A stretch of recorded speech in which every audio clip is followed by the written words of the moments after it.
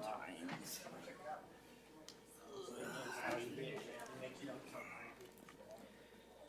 A little warm in here.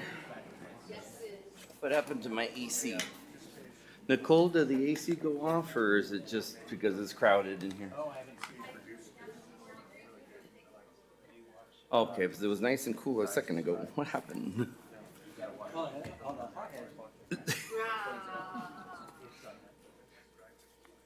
The lawn is the one's talking more over here.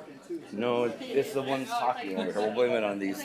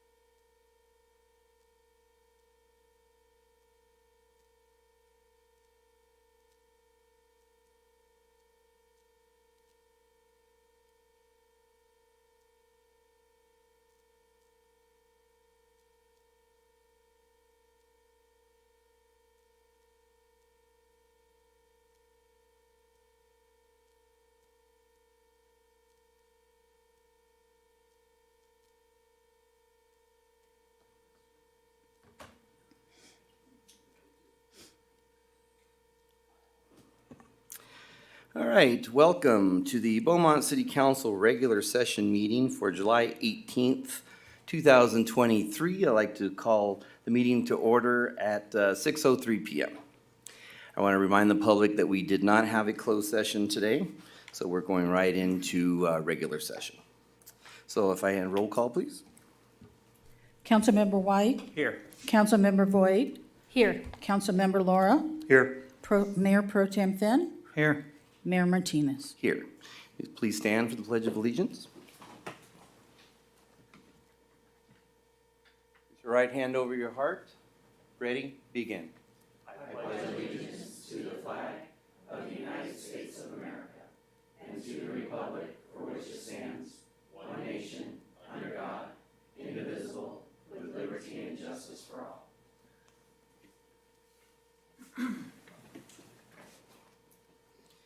Okay, do we have any requests for excused absence? Do we have any conflicts of interest disclosure? I will point out there is an item on the agenda that council will be recusing themselves individually due to their property location, and we'll mention that when it comes up. That's in action item number, looks like G7, I think it's G1. G1. Okay, and adjustments to the agenda? Yes, Mayor, I'd like to pull item G5, and staff will bring that back at a future meeting. Okay, so we'll be pulling item G5 from today's agenda and rescheduling that for a future date? Correct. Okay, so noted. All right, with that, then we will go to item B. So this is the announcements, recognition, proclamations. I do want to mention, though, before we get on, that the public restrooms here are closed. So if you do need to use the restroom, please contact staff member or any of the administrators to use the administrative office's restroom. So those are available. So just remember that. All right, so let's start with B1. It's the Eagle Scout recognition. We have Mr. Doug Story for presentation today. Mayor and council, good evening. Every once in a while, we have a great opportunity to where one of our residents comes to us and have been going through a very, very long process, and that is that process to become an Eagle Scout.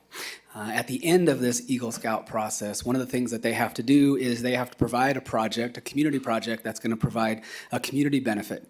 And we have been the recipient of numerous Eagle Scout projects over the years, and today I want to recognize Mr. Gabriel, who's here with us tonight, and just point out some of the great things that he did.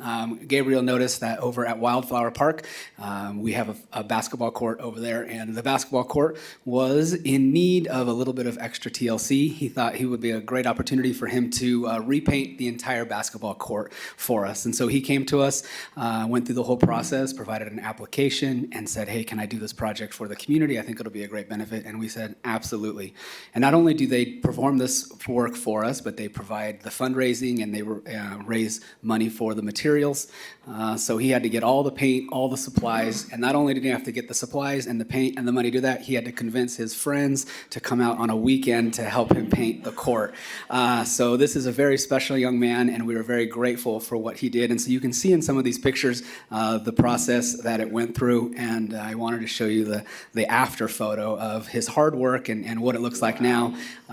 This is you guys, hopefully if you were able to come out this weekend to our Gov in the Park, this is where we're going to be having our Gov in the Park at Wildflower Park, and so you'll all get to see it firsthand. So I thought it was real special. I'd love to bring Gabriel up here on behalf of the city of Beaumont and our community service department. We thank you very much. And so Gabriel, thank you so much for your project and for serving the community. And then I know the mayor has a special certificate for you. Well, welcome, welcome. So I do have a proclamation, or excuse me, a recognition for you. And it reads, for the city of Beaumont awards this certificate of recognition to Gabriel Gonzalez. On behalf of the Beaumont City Council, we commend you for your outstanding achievement, exceptional leadership ability, evidenced by attaining the rank of Eagle Scout. Thank you so much, and I appreciate the Clipper colors there, so very nice. So, well, thank you. Do we have any comments from council before we take a picture? Gabriel, you want to say anything?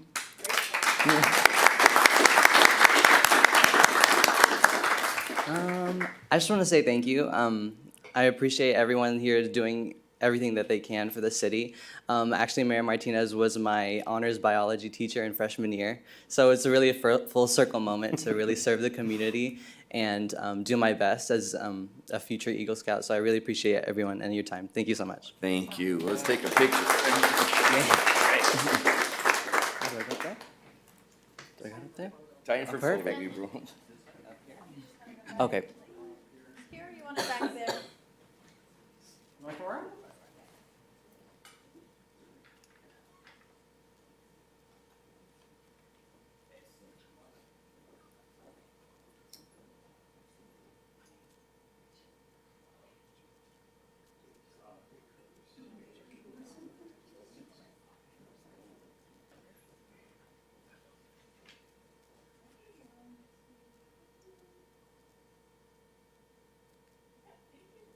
Again, good job. Good job. Nice seeing you. Oh, here's your recognition. We didn't even hold this up. We should have held this up. Let's do it one more time. The picture doesn't count. Yeah, this is like that. Come over here. Next one more thing. All right.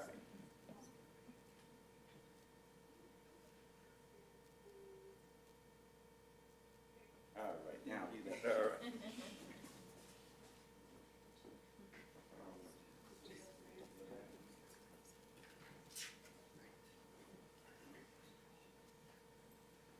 Those are great, exciting things. Congratulations again, Gabriel. It is a lot of work, I'm sure. All right, so that leaves, goes to B2. This is the PD personnel introductions by Chief Talese. Welcome. Come on up. Right on, right over here. Perfect. That way everybody can see you. So good evening, Mayor and Council. And so, so often, you get to meet our police officers, our dispatchers, all of our wonderful professional staff, and we talk about their experience at the swearing-in ceremonies that y'all attend. But we thought it'd be a great opportunity for the public to meet some of our experienced dispatchers and put a face to the name when they call for 911 or call for help. And so I'll introduce them to you. First is Sarah Brown. So Sarah grew up in Redlands and started working at the Redlands Police Department as a police explorer in 2015. In 2018, she began working as a city camera operator in dispatch, where she assisted with calls for service that required video. In 2020, her role as a camera operator was expanded as, of course, we were all dealing with multiple protests, that took place. She was responsible for ensuring the safety for all in attendance. She graduated out of the Explorer post as captain in 2021 and started her career as a dispatcher for Montclair Police Department in April of that year. And then Sarah recently decided she wanted to change agencies, continue her career in dispatching, and she decided to come to the Beaumont Police Department. So I introduce to you dispatcher Sarah Brown. Hello, welcome. We have Sabrina Glaze. And Sabrina spent 10 years at the Riverside County Sheriff's Department working in records and warrants. And so there's such a large agency with the phone calls, they break that up into different functions. She did some dispatching there as well in downtown Riverside. And then she decided to come to Beaumont as well.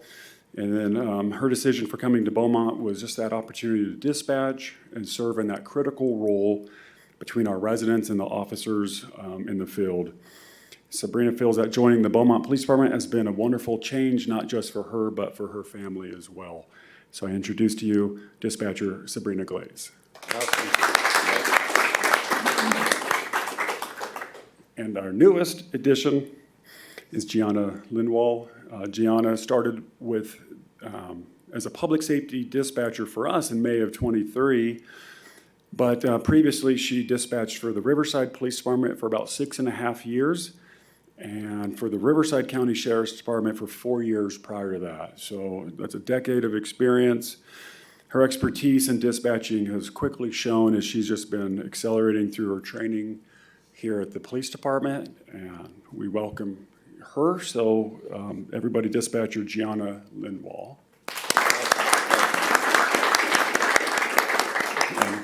and company.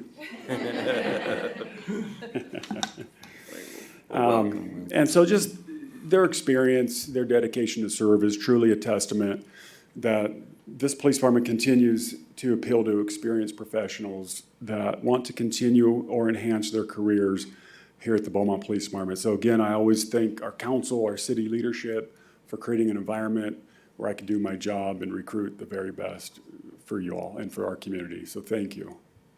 Appreciate it, Chief. Thank you so much. Do we have any comments from council? Welcome. And you are correct. Having experience come to our city is really a great help and a great asset. So thank you and welcome to Beaumont. Thank you.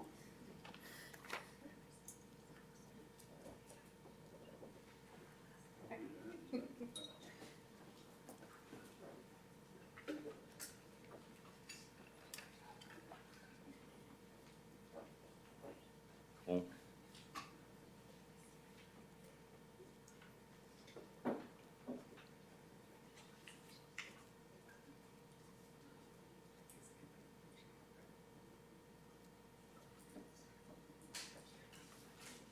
All right, so brings us to item C, public comment.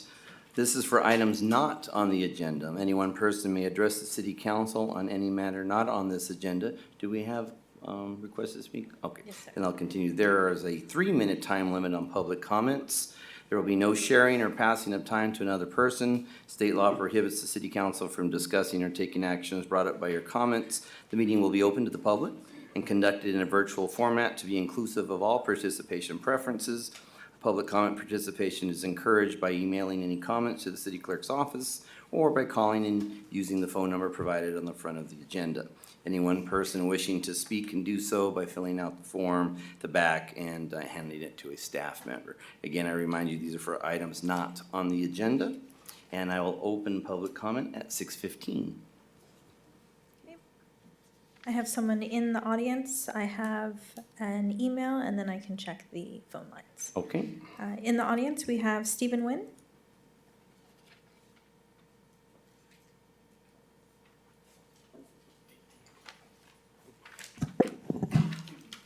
Good evening, members of the City Council and City staff.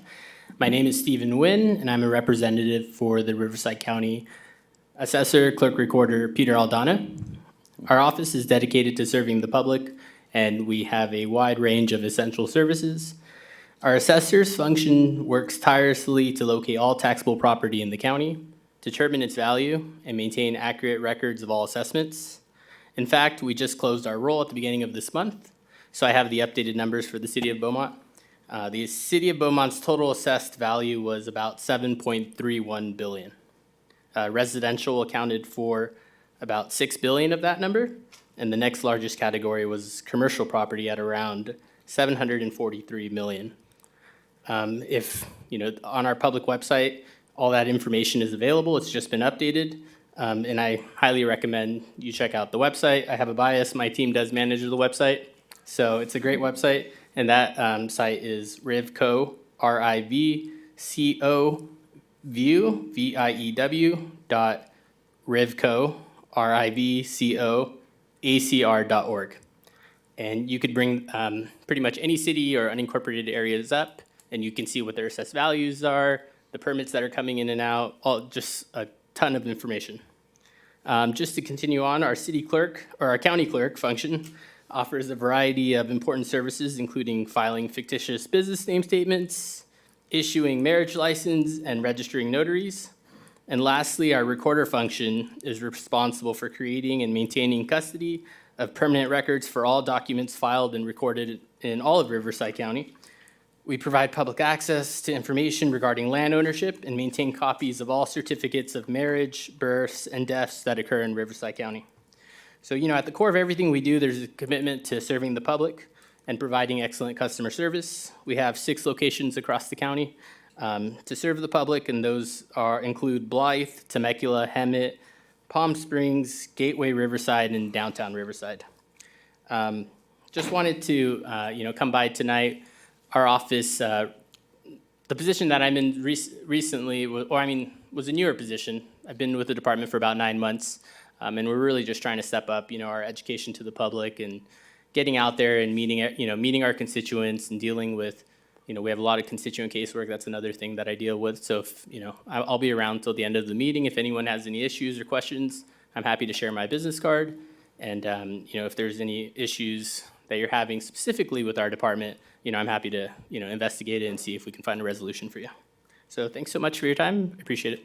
Well, thank you for coming by. I don't believe we've had a rep come by since I can remember, so. Yeah, we probably. appreciate that. If you do me a favor and don't leave your card with the clerk for me, just in case we miss each other, I'd appreciate that. Awesome. But Thanks so thank you. much. Appreciate that. I'll go to the phone lines next. Rudy, do we have any callers on the line? I have one caller on the line. Okay, go ahead and send it through.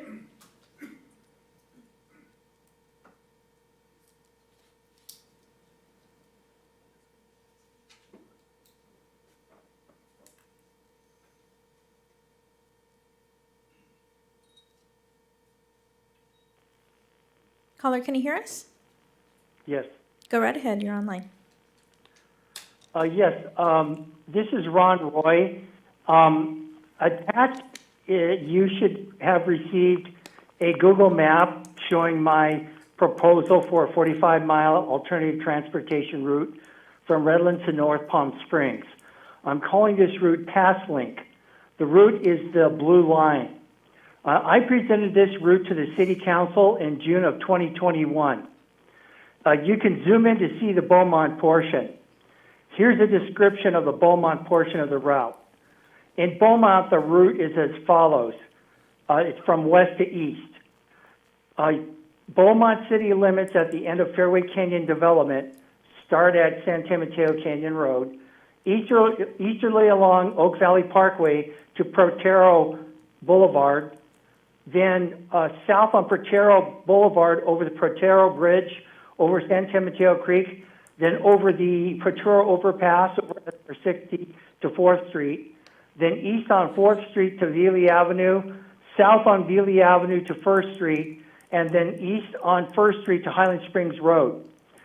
I've been working with the City of Benning, who's examining this route as part of their Active Transportation Program funding applications, their Complete Streets Program, and the Sun Lakes Boulevard Extension Project. I've also contacted Supervisor Etienne Gutierrez's office, and they're examining the portion of the route in unincorporated areas of San Mateo Canyon and Cabazon. I'm requesting that at minimum, representatives for the Public Works Departments of the cities of Banning and Beaumont, Supervisor Gutierrez's office, RCOG, the Multimodal Services Department for the Riverside County Transportation Commission, Caltrans, and utilities meet to discuss and coordinate the routes to development. This type of alternative transportation route has been successfully approved and under construction in the Coachella Valley.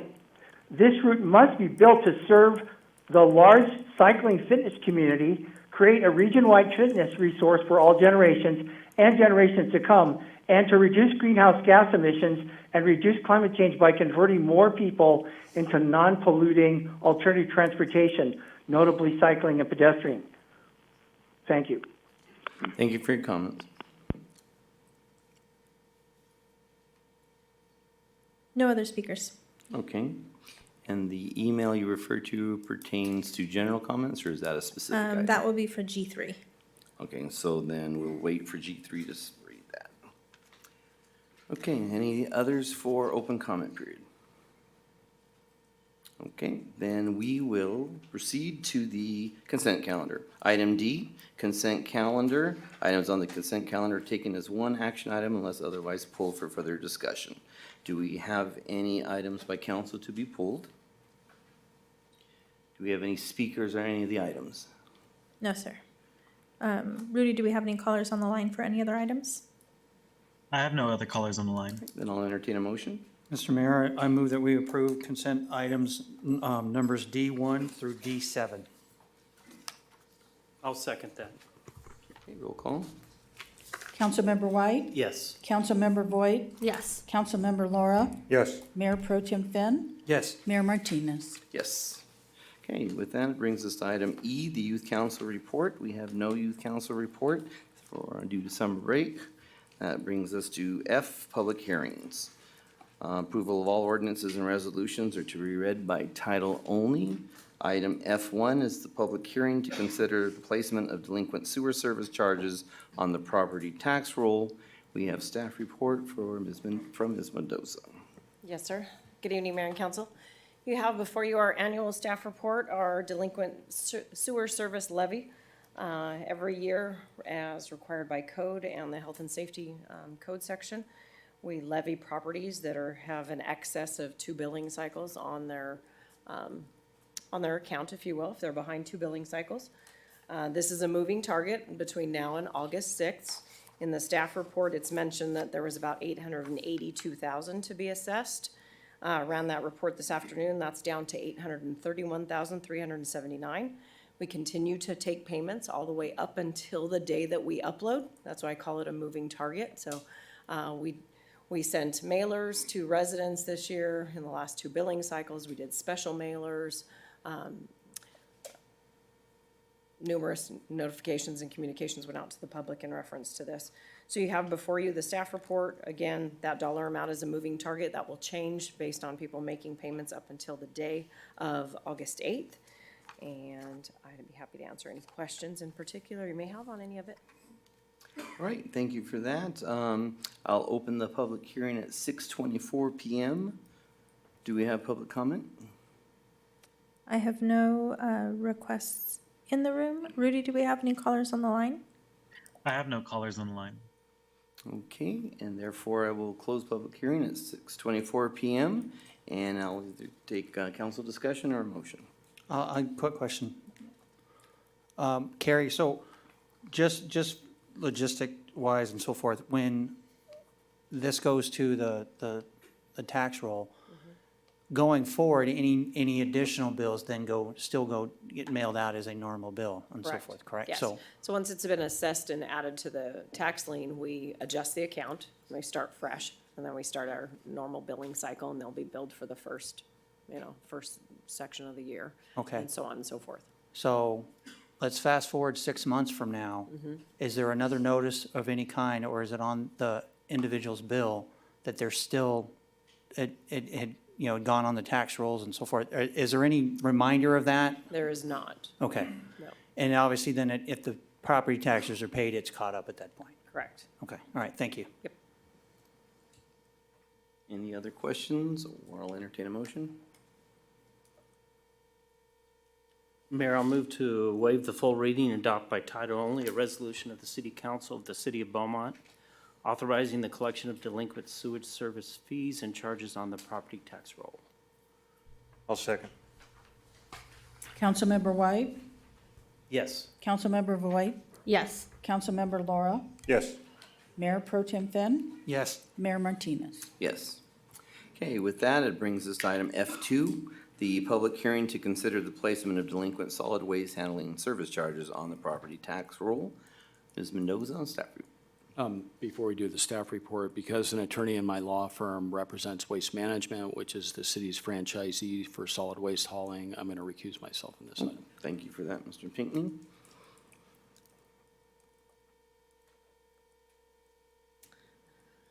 Okay, Similar circumstances in front of you. This deals with our delinquent solid waste and our relationship with Waste Management. Pursuant to our contract, it's still our responsibility to handle the tax lien annually pursuant to the municipal code and the health and safety code. Our senior management analyst and representatives from Waste Management are in the audience to answer any questions we may have. But since the staff report was uploaded and to today's date, 820 accounts remain behind at $288,494. Again, staff will work together with Waste Management up until the deadline to upload to ensure no unnecessary accounts are added to the account, to the tax lien, okay, thank you with that. I will open public hearing at 6:27 PM. And do we have public comment? I have no requests. Rudy, do we have any callers on the line? I have no callers on the line. Okay, seeing none, we will close public hearing at 6:28 PM and open it up for council questions, discussion, or a motion. Right, Mayor Pro Tem? Yes, thank you. So another question for you, Carrie, on this one. It was brought to my attention through my day job that there are cities out there that do all of their trash collection through their property taxes. Is that something the city has looked in before, or is it worthwhile, or any thoughts on the matter maybe from our general manager? I don't know if it's a plus. One thing I did hear about that is the service that city is able to offer, and this is Yucca Valley that I found out about, so it's San Bernardino County, that the billing is all done through the property taxes, so then therefore the city takes, it's easier for the city to take care of everything in terms of, trash and debris left throughout the city and so forth, large item pickups, things like that, that it helps keep the city a little cleaner. And so it might be a little hearsay, but didn't know if that was something that is really offered to us through Waste Management, or if that was a different trash service that did that for that city. But once I heard that, I paid attention next visit I was out there, and I've been out there recently for a client that it's a clean town. And so thought I'd ask. We have not, to my recollection, explored that with the trash service. Waste Management does the billing directly to the residents now, and that was changed over with the last franchise agreement with Waste Management. I can tell you we've explored that with our sewer, though. The sewer, we did a cost analysis several years ago, and running the billing there is an expense with that. And so we did look at putting the sewer on the property tax, but I don't recall ever looking at the trash. Okay, I just, more curiosity's sake, and maybe if we find out more later, it might be worth peeking into, so, all right, thank you. I can definitely reach out to our Waste Management contacts and ask. Okay, thanks. Okay, Councilmember White. Yeah, I'm ready to make a motion. Please. By the way, my property tax bill's already high enough. I'd rather be paying this once a month or every other month. But anyways, I will move to waive the full reading and adopt by title only a resolution of the City Council of the City of Beaumont authorizing the collection of delinquent solid waste handling service charges on the property tax roll. I'll second. Councilmember White, Yes. Councilmember Voigt, Yes. Councilmember Laura, Yes. Mayor Pro Tem Finn, Yes. Mayor Martinez. Yes.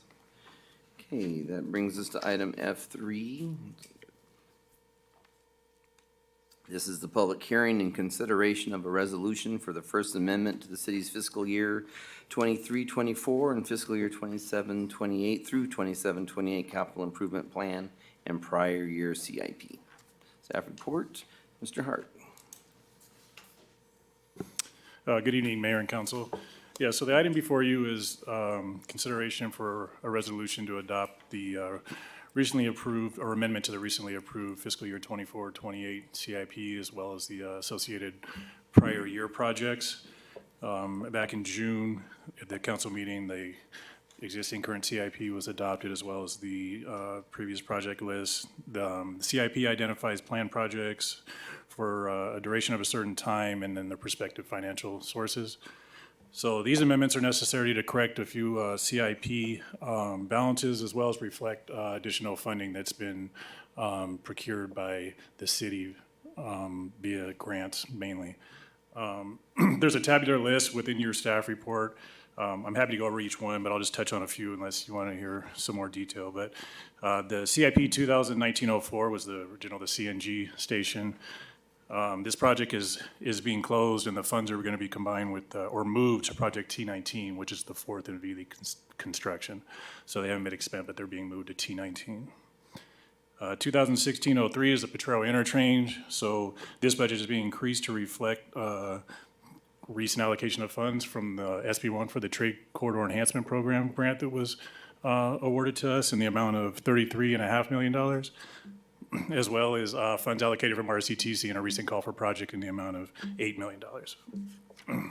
And then Project T19 is the fourth in Veely construction. It's also being combined with Project T02, which was a construction for a fleet maintenance and operation facility, which will be on the same site. These projects have been combined to make this more of a seamless process.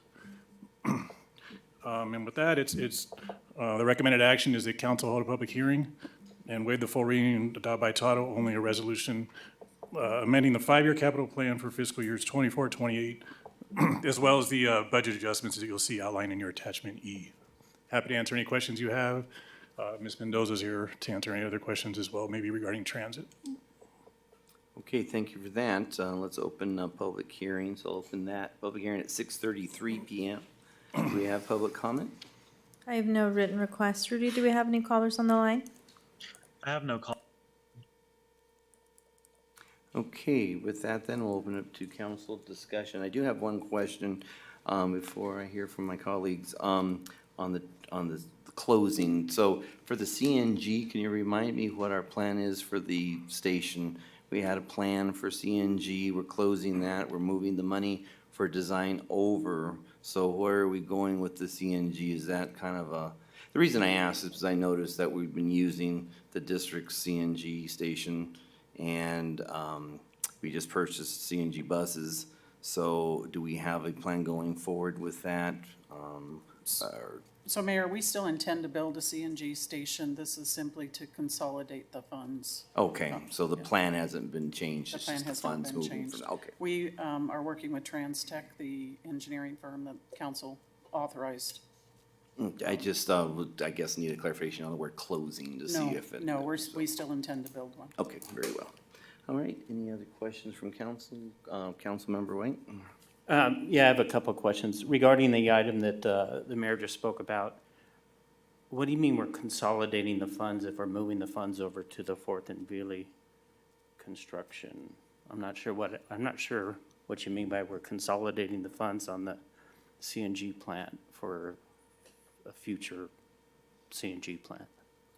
So Transit's capital improvement program is dictated by RCTC, and not in all cases, but in some cases, if there's money left over in a project, RCTC asks us to move that money into a new project and consolidate some of our capital projects.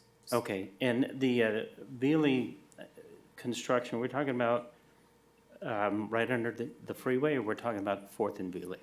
Fourth and Veely. Okay. And why would you leave, then if you're consolidating, why would you leave 69,000 in the new budget amount? Has that been encumbered, Carrie? Yeah, that's monies that was spent for some preliminary site design that was done for that site, as well as some surveying. There's been some encumbrances to that amount. Okay. And then on the second one, which is the Potrero interchange, the 7.5 million was money that we had already earmarked for this project, correct? Yes, that is mainly reflective of money that's in the pass zone tip from WRCOG. And when are you starting construction? I'm just kidding on that. Okay. That's all I had. Thank you, Mayor. See Seeing none, then I'll entertain a motion. Mayor, if I could, we do need to officially close the public Oh, hearing. I did, 6:36 PM, we'll close the public hearing, Thank you. and then I'll entertain a motion from council. Mayor, I'll make a motion to waive the full reading and adopt by title only a resolution of the City Council of the City of Beaumont amending the five-year capital improvement plan for fiscal years 2023, 2024, and 2027 through 2028, and approve budget adjustments as outlined in attachment E. I'll second. Councilmember White, Yes. Councilmember Voigt, Yes. Councilmember Laura, Yes. Mayor Pro Tem Finn, Yes. Mayor Martinez. Yes. All right, that brings us to action items G, and I will again remind the public that the restrooms are under construction, so if you need to use the restroom, please contact staff member, and you'll be able to access the administration restrooms. All right, so item G1 is the annual resolution directing the Riverside County Auditor Controller to place the levy of special taxes for the city's community facilities districts on the fiscal year 23-24 county tax roll. And we have, is you station, are you doing this? Yes. Good evening, Hello. Mayor and Council. I'm actually going to pass it over. We have the city's CFD tax administrator here, Spicer Consulting, Shane Spicer, and he's going to come up and give a presentation on the fiscal year 24 special tax CFD levy.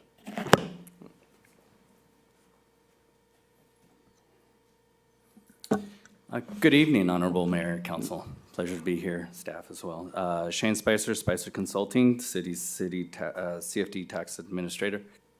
Is the presentation on? We are. Okay, great. Okay, so as you are familiar with, this is the city's final step to approving resolutions required by Riverside County Tax Collector for the enrollment of special taxes for the city's CFDs. So there are 5 separate resolutions, as was noted before, in which there's going to be various recusals, and so the staff is recommending the approval of these resolutions. So for the CFDs for 23-24, there are 33 separate improvement areas within CFD 93-1, and there are also additional CFDs that were formed since 2016, including 16-1, 2, 3, 4, 18-1, 19-1, 21-1, and 23-1. The CFDs, as you also are familiar with, pay for bonds that were issued for the various improvement areas in CFDs, provide for maintenance services, public safety services, and as well as paid for administration and future facilities of funds. This is a similar format as previous years, in which it shows the comparison of what was presented to council last year to this year. As you can see, there are notable changes in the various categories. Between debt service is a slight reduction, maintenance services are showing a 13% increase, public safety services a 59% increase, admin services 17% decrease, delinquency reserve is 100% increase, future facilities 25%, and total expenses overall at 4%. In order to kind of vet out some of these details, it's probably better that I explain a little bit more of based on district type. So the bonded CFDs that are fully developed are only really showing a 1% increase year over year. So the 4% is a combination of between maintenance services, public safety services, and your facility district. So it's not all districts are seeing a 4% increase. There have been 4 improvement areas that have matured from 22-23. Improvement areas 1, 2, 4, and 5 for 93-1, as well as new development within the newer CFDs, approximately 1,600 new parcels within 16-3, 18-1, 21-1. So the overall impact is that you're seeing new properties coming online, which is reflected in the percent change, not the overall cost of service change. So that's where they're a little bit misleading.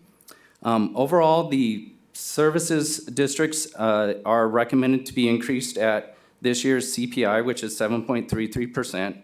Last year's CPI was over 8%, and there was 0% increase applied to all the charges last year. So staff is recommending the 7.33% increase. The increases is a reflection of increases in cost of services, utilities, materials, and labors for this next tax year in order to provide these vital services to the communities. So as noted, the fiscal impact is on the city's general fund is indirect as the administration and maintenance portions of the assessments are collected and the funding sources for the administration of the CFD process and maintenance of the various applicable geographic regions. Therefore, staff is recommending to approve all 5 of these resolutions in order for us to place these charges on the fiscal year 23-24 tax roll. And that concludes my report. Happy to answer any questions. Thank you, Mr. Spicer.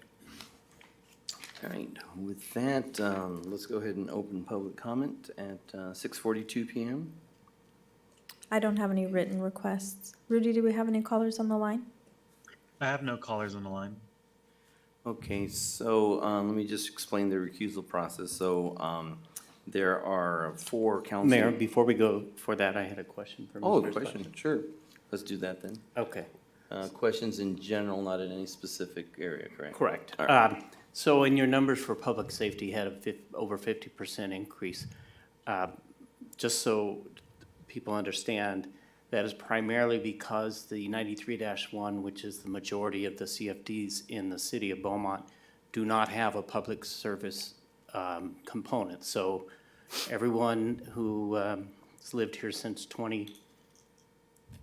before 2015, none of their CFDs go towards fire and police, and we changed that when we started reforming our CFD program, correct? Correct. Okay, so Correct. that's why that huge difference is because it's mainly happened in the last 3 or 4 years. Well, correct, and it's a result of the new districts that there's new development. So you're adding more parcels to the tax roll, which are increasing the amount that can be paid towards public safety services that would not dilute the services that are paid through the general fund or the other property taxes. Okay, and I bring that up because for years, we have all heard that a good component of our CFD was going to police and fire coverage, and it was not. Correct. And that hasn't been happening since 2016 when we reformed the program. That is Okay, correct. thank you. Any other general questions or comments? You're good? Okay, so that brings us to the items on hand. So there are 4 of us up here that have properties within these improvement areas. So we'll be recusing ourselves when we get to its certain area, and we'll be mentioning that out loud. But the first one we can take as whole, because I do believe it's a general motion. So I can entertain a motion on the first item for waiving the full reading. Mr. Mayor, I move that we waive the full reading and adopt by title only a resolution of the City Council of the City of Beaumont, California, levying the special tax and community facilities district numbers 93-1, 2016-1, 2016-2, 2016-3, 2016-4, 2018-1, 2019-1, and 2021-1, and directing the county auditor to collect the same on the tax rolls 93-1, 2016-1, 2016-2, 2016-3, 2016-4, 2018-1, 2019-1, and 2021-1. I'll second. Should we clarify that 93-1 that we're approving in the first item does not include the improvement areas in the other 4 motions? We can. Shouldn't that be somewhat singled out? That is correct. Okay, so I, With the adjust. I I'm ask modifying. that you amend Okay. your motion. So I'd like to amend my motion to, wait. You just need to add it. Oh, okay, very good. We good? Councilmember White? Yes. Councilmember Voigt? Yes. Councilmember Laura? Yes. Mayor Pro Tem Finn? Yes. Mayor Martinez? Yes. Okay. And the next item is on improvement area 18 where I live, so I will be recusing myself from the vote on that item.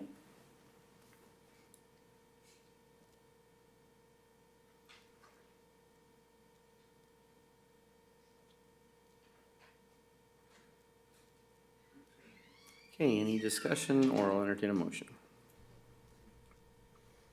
Mayor will make a motion to waive the full reading and adopt by title only a resolution of the City Council of the City of Beaumont, California, levying a special tax in Community Facilities District number 93-1, Improvement Area 18, and directing the county auditor to collect the same on the tax rolls for Improvement Area 18.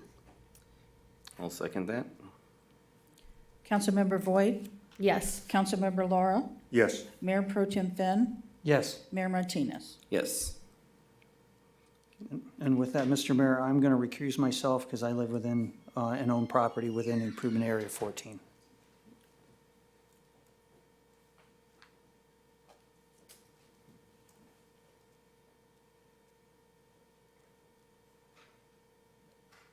Okay, do we have discussion, questions, or I'll entertain a motion for the next?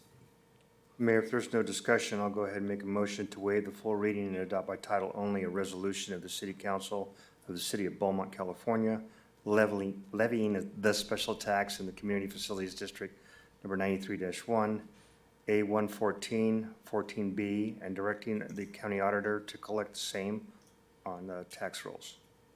I'll second. Councilmember Laura, Yes. Councilmember Voigt, Yes. Mayor Pro Tem Fenn, oh, he's out.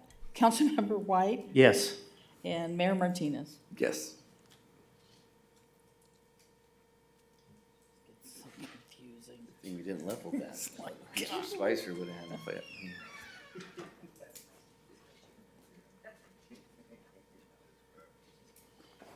Okay, and with the next, I will recuse myself. I live in the Improvement Area 9.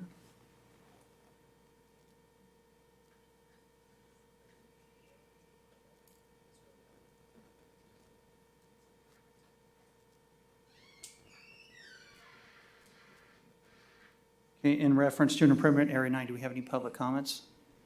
No, sir. Okay, any council discussion? Okay, can I get a motion? I move to waive the full reading and adopt by title only a resolution of the City Council of the City of Beaumont, California, levying the special tax in Community Facilities District number 93-1, Improvement Area 9, and directing the county auditor to collect the same on the tax rolls, Improvement Area 9. I'll second. Councilmember White, Yes. Councilmember Voigt, Yes. Councilmember Laura, Yes. Mayor Pro Tem Fenn. Yes.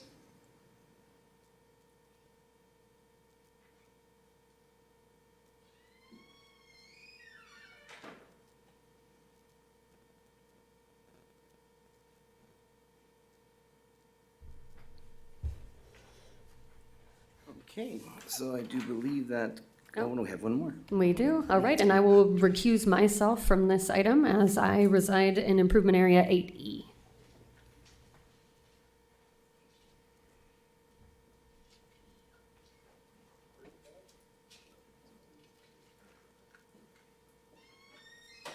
And council discussion, questions, or I'll entertain a motion? Mayor, I'll make a motion to waive the full reading and adopt by title only a resolution of the City Council of the City of Beaumont, California, levying the special tax in Community Facilities District 93-1 in Area 8E, and directing the county auditor to collect the same on the tax rolls. I'll second that. Councilmember White, Yes. Councilmember Laura, Yes. Mayor Pro Tem Fenn, Yes. Mayor Martinez. Yes.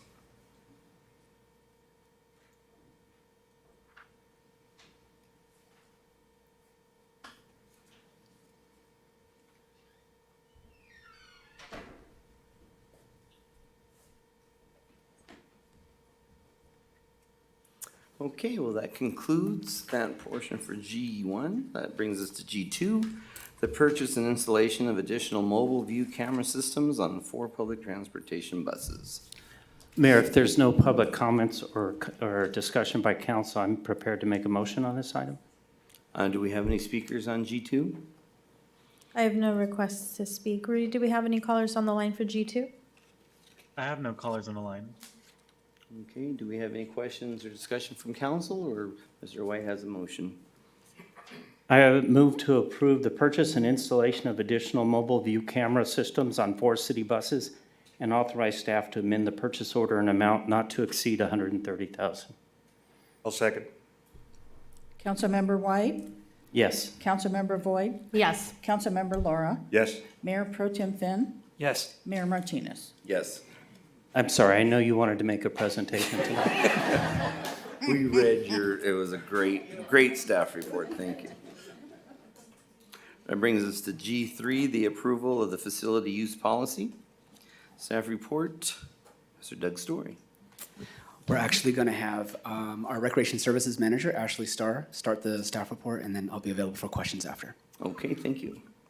Good evening, Mayor and Council. The Community Services Department oversees facility rentals of the Community Recreation Center, Civic Center, Park Pavilions for private and public events and meetings. Our facility use policy has been established to ensure that the facilities are used for recreational, educational, and community service functions that meet the needs of the community, as well as set clear policies, procedures, and rental rates for such uses. As part of this process, each user is designated into a specific group that allows for distinction in a fair and equitable manner.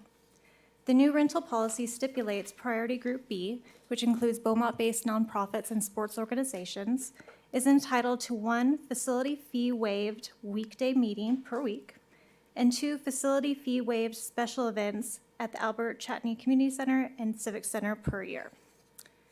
The provision for no-cost rentals to Group B classified groups is subject to special events and meetings only.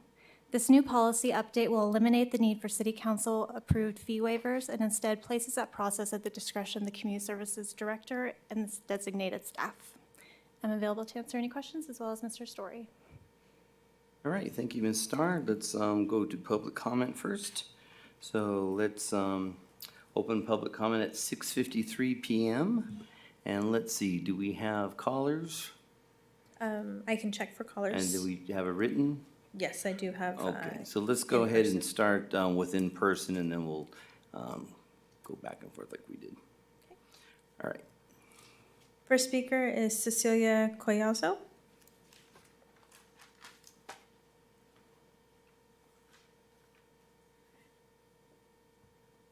Good evening. My name is Cecilia Collazo. I am the treasurer for the Beaumont Community Youth Basketball. We met with Mr. Doug Story end of June to discuss some of our next season's dates that we would be needing from the Chatney. He introduced us to the policy at that time, and he asked if we had any input, but by all means to bring it to him. So we did review it, and a few weeks later, we did discuss some of those concerns with him at another meeting.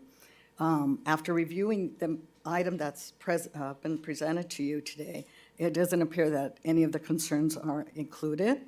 Those being, for example, on Section 5, it speaks to the waiver fees, but it doesn't speak to the process.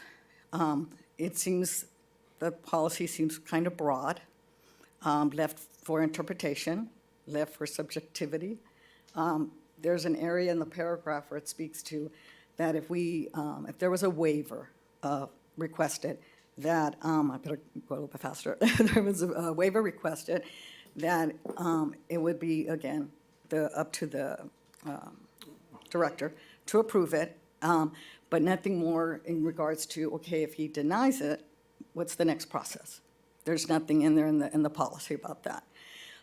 In speaking to the waiver fees, on a second meeting we had with him, he indicated that some of the fees are not eligible for a fee waiver. That's not included in the policy. So some of those items that we brought to his attention on the policy that's being presented, we feel that there could be a little more detail, a little more guidance. For example, we're in a position now that we're half of our dates for our season have been denied. So we're in a position where he has indicated that we can have open conversations, but our most recent is still, no, we can't accommodate you. We have other sports programs in place that we're working on. So now what we're looking at with reviewing the policy, what's our next step? Do we come to the city council? Do we go back and ask for a revisit of our waiver request or our request for the dates we have. And then the policy, that's not stated. So we'd like to have a little more guidance there. We've had a collaboration with the city for many years, and I know last year we were, here present asking for the fee waiver, and you granted it, and it's a wonderful program. We're not saying that there shouldn't be a policy. That's great that they're implementing a policy, but I think it needs to be fine-tuned. Thank you. Thank you for your comments. And I missed your last name. Collazo. Oh, Collazo, thank you. Next speaker is Arta Williams.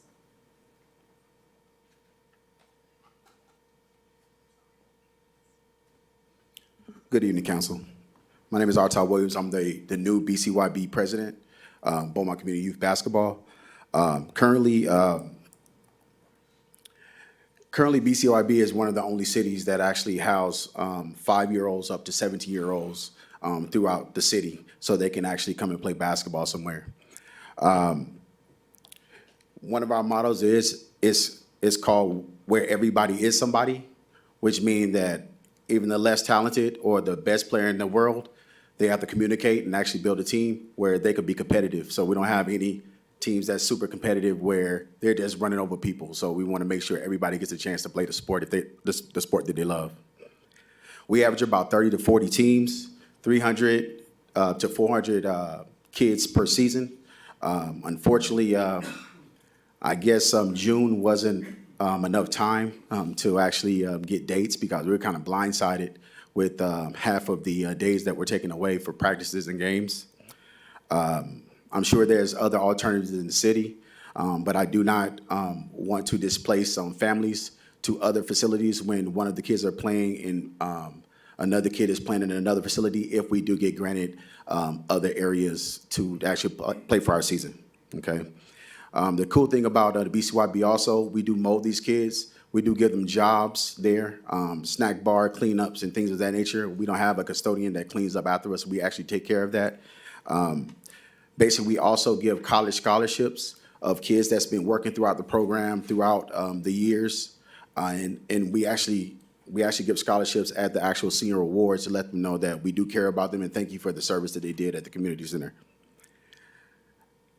The facility charges for practices and games, I know they've been getting waived, and we were actually paying faculty fees for overtime and things of that nature.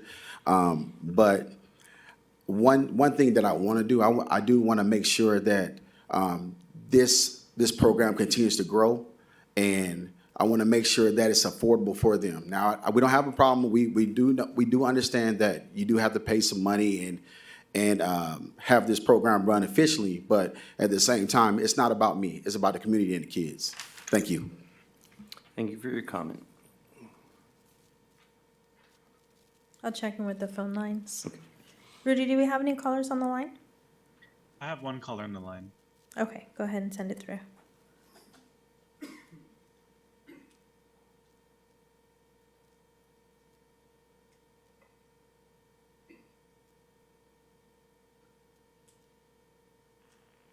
Caller, can you hear us? Yes, we can hear you. Okay, go right ahead. You're on the city council. Yeah. Good evening, Mayor Martinez and the City Council. I am here with my son who has participated in the BCYB program, and he has something to say. Okay, go ahead, Joshua. Hi, my name is Joshua, and I'm here to talk about how BCYB introduced me to basketball. When COVID hit, me and my brothers had nothing to do until we found the BCYB program. It helped me to grow physically, mentally, and socially. I learned how to dribble, pass, and communicate. These are skills you need to become a good team player. I also learned leadership skills, which are team building, overcoming mistakes, and positive thinking. Please do not cut this program. That's all we have to say.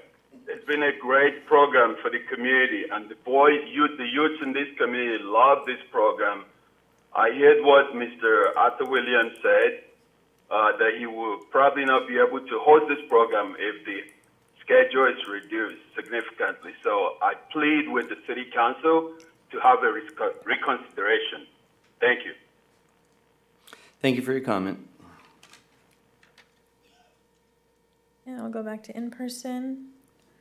Next speaker is Brian Stevens.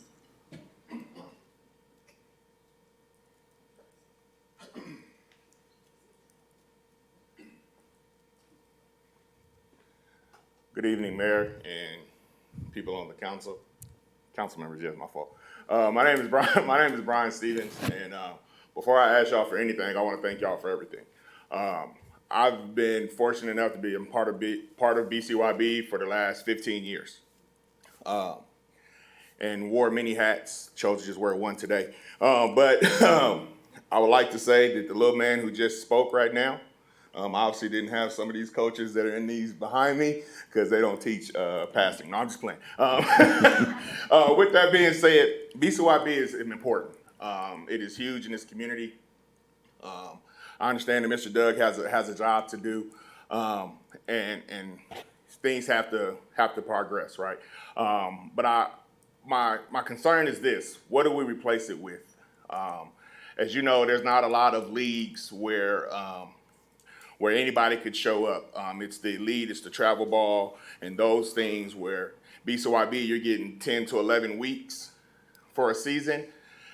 Those fees that you pay for that 11-week season, and it's a family atmosphere. I don't know if any of you ever gone on a Friday.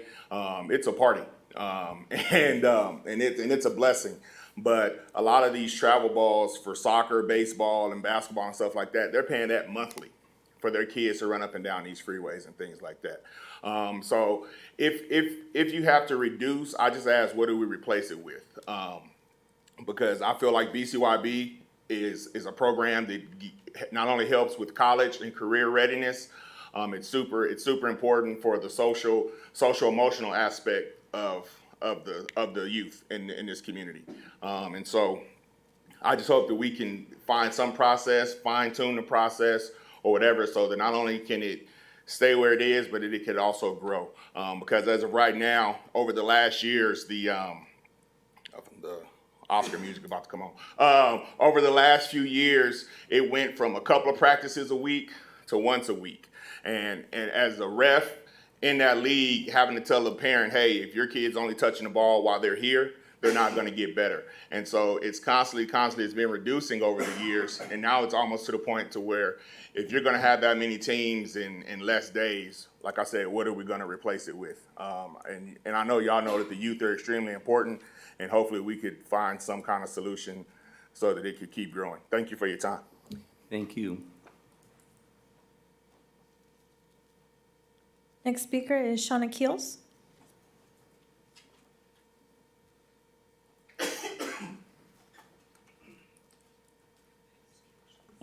Good evening, City Council. I'm going to read my speech. I'm here as a parent and a teacher in the city of Beaumont, and I'm speaking on behalf of the BCYB.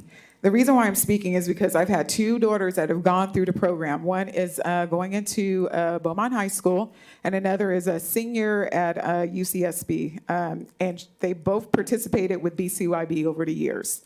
And it has positively affected my kids, okay? They've learned many kinds of skills, leadership, teamwork, things that they need out in the real world and what they need today. Socialization, you name it. So what I'm asking is for you all to reconsider what you're doing. This is invaluable. Like many cities, we have less things for our kids to do.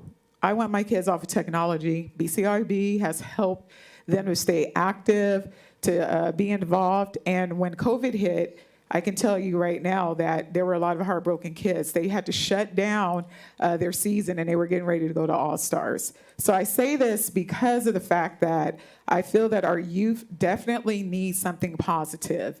And there's a lot of negativity going on out there, but one thing I can always tell you is that my kids' experiences with the BCYB program have been totally positive.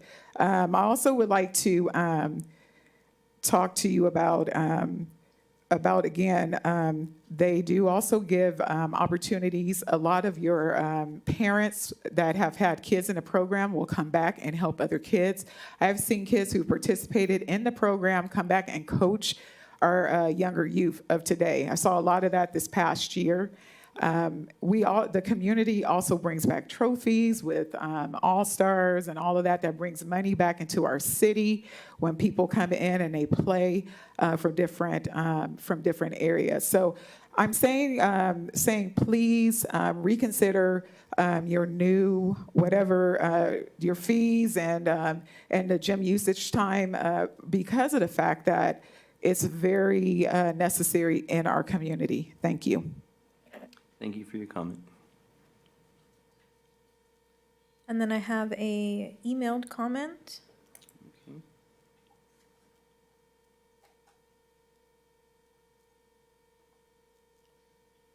This email is from Lizette Orozco. Dear Mayor and members of the council, I hope this email finds you in good health and high spirits. The item before you is for how to rent out the facility, but what we really need is something that will help address and guide the current collaborations that have done a majority of the work when it comes to our youth programs. The sports leagues have kept our kids busy, engaged, and involved. From what I have seen, neither your staff, nor city officials respect what these leagues have brought to your young people. I am writing to express my deep disappointment regarding the direction of the community services departments to displace a nearly 20-year-old youth program that is currently housed at the Chatney Center. The Beaumont Community Youth Basketball Program, BCYB, it has come to my attention that this is a long-standing program which has served our community exceptionally well, is being replaced by a new initiative that has not even begun. BCYB registers anywhere from 325 to 400 kids for a robust basketball program. At this time, we have been informed by the current president that Doug has offered very limited time at the center for practices and no time for games. This is unacceptable. Why is this happening? Is this because the Community Services Department doesn't want to be overshadowed by a Black League president? As an active member of our community, I've witnessed firsthand the positive impact of the existing programs on the lives of our youth. Over the years, it has become an integral part of the community fabric, fostering a sense of camaraderie, promoting physical fitness, and providing a safe and inclusive environment for participants ages ranging from kindergarten to middle school aged youth. The program has consistently received high praise for its well-structured activities, dedicated and experienced volunteers, and the lasting friendships it has facilitated.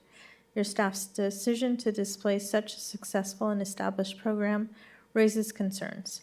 Firstly, I believe it's crucial to acknowledge the value of the continuity that our youth sports programs offers our youth.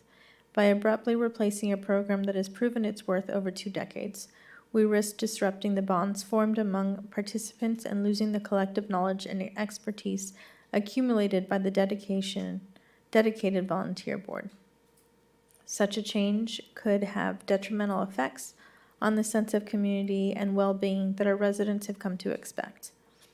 Furthermore, the introduction of an unproven initiative in place of the existing program raises questions about the decision-making process and the city's executive leadership. While innovation and progress are important, it is essential to thoroughly assess the viability and potential impact. All right, thank you for that.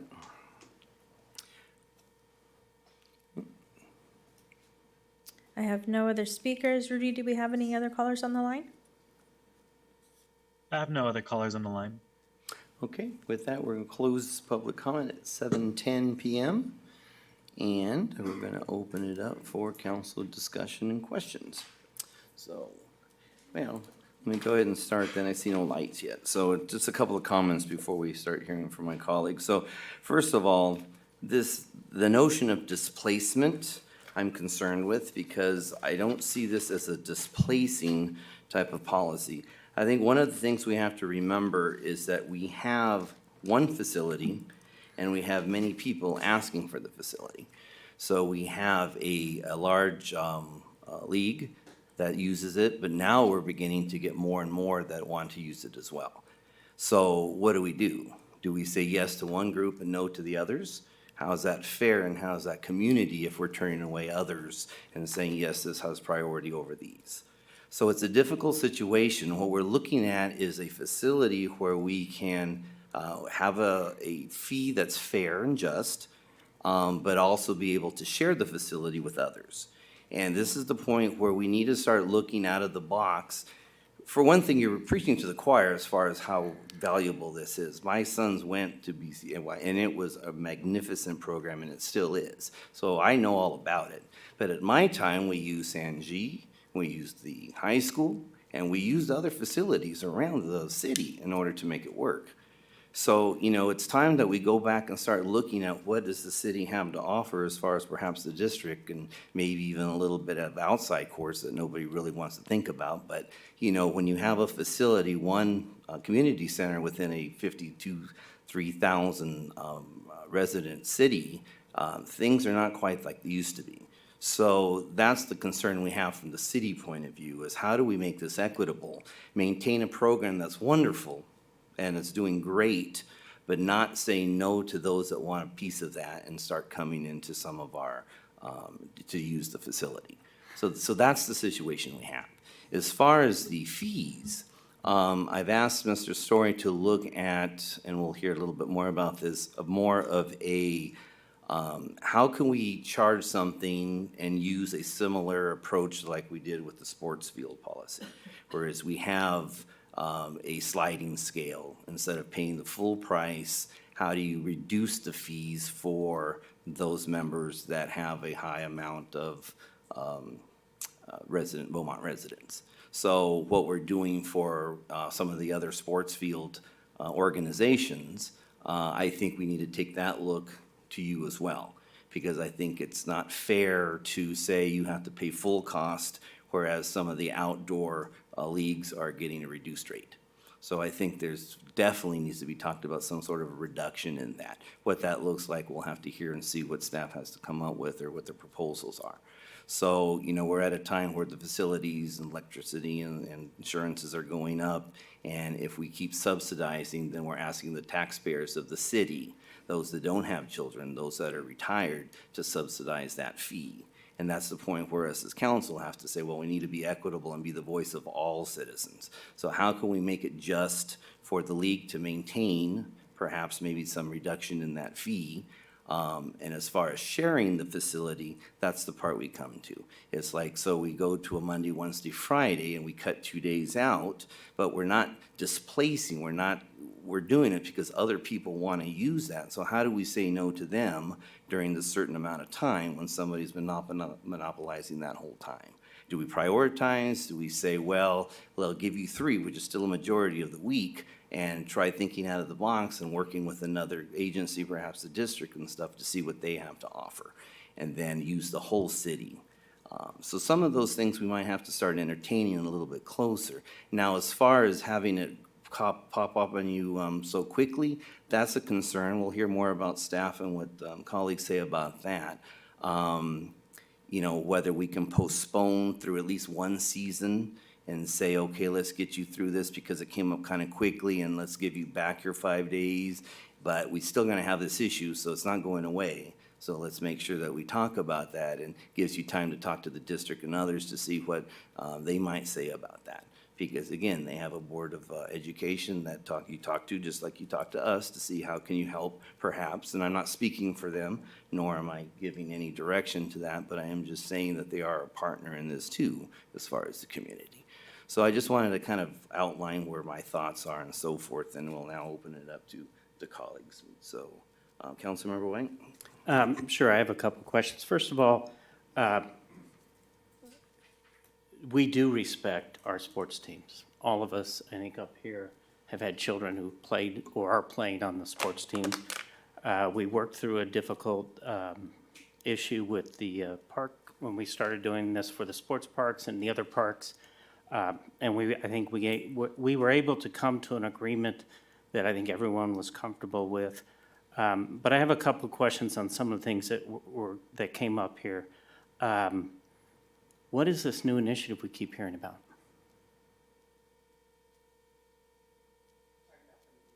Yeah, they keep talking about a new initiative that's going to replace BCYB. I don't know that. I think that phrase is coming from the reduction of availability that's at the facility. And one of the conversations that we've had with some of the BCYB board members in leading up to this policy discussion and some of the fees was what is currently available at the Chatney Center. And a lot of the members talk about the role COVID played for their kids during basketball and how important it was coming out of that. And the city has made adjustments coming out of that process as well. And one of those has been, under the direction of council, is to continue to grow the programs and the recreation programs that we have at the city. In years past, there was honestly little to nothing that competed with BCYB in terms of space for the gym or even usage at the facility. The parking lot would be used by just them. There was no one else to compete for anything else going on there. And we'd have the occasional group that might come in that would be in a classroom while they're in the gym, so there wouldn't be much of a conflict. But in the last 2 years, council has given substantial support through finances and through a budget, and asking my department to grow the recreation services that we provide for the community. And so that's what we've been doing in our staffing, in our structuring, in our hiring, in our budget. Everything has been to grow recreational services for the community. And so now we're coming to that crossroads where, like the mayor had mentioned, we have one facility. We have one recreation facility right now. And as we continue to grow programming and we continue to grow services, there's now things that have started and things that are going, and new programs and events that we want to house at the recreation center. And that's the hard part. And so those initial conversations that started last month was a conversation of here's some of the issues that we're having, and trying to move around everything that we've started as well, also allowing you the time to have what you guys want to use. Previous years, they would have access to the gymnasium the 5 weekdays from 5 to 9-ish, and then 7 to 7 almost, maybe even a little later sometimes, maybe on Saturday if they needed to. So there was, like I said, there was no one else asking for anything else at the Chatney Center. And that's just not the case anymore, whether it be events, whether it be other organizations, whether it be just residents wanting to host things in our Chatney Center. It has become one of the only large meeting rooms in our community that is open to everybody, not just people that live in a certain community, at the clubhouse at Four Seasons or whatever it may be. The Chatney Center is open to everybody in the community, and it's our only one right now. And so that's what they mean, I think, by initiative. And there are some programs that we are starting. There's some that we have successfully started, and then rolling out in the spring this year and in the summer this year, we have new initiatives, new classes, new programs, new things that we are starting. And more than one speaker today suggested that we are deciding to close the program. I didn't see any of that, so I'm not sure where that's coming from.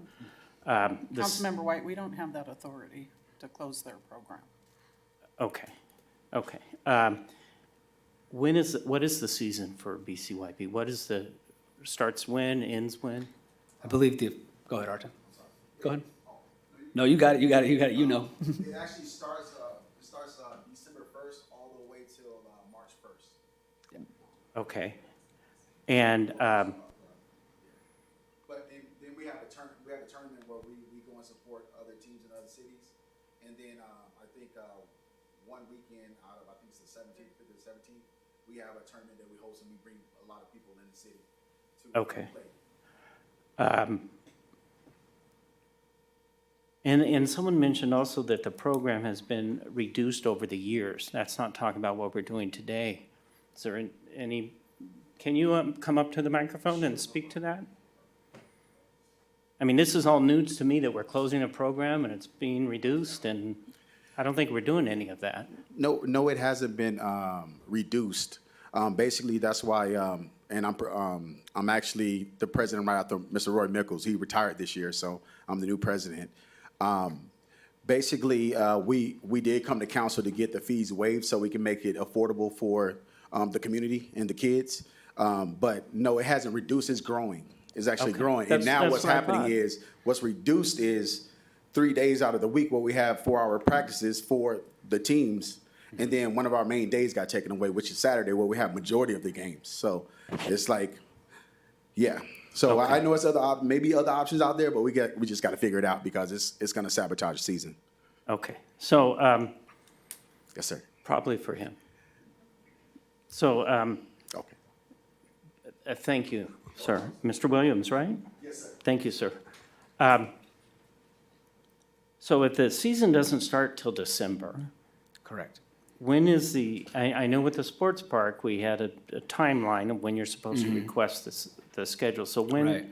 And that's why we targeted, so there's some start dates for some other sports that were a little bit sooner, which is why we went through the process that we did with some of the other sports and the sports fields. And so we knew that this one was coming, and that's why we started it now in the summer to give us a little bit of lead up time to that December.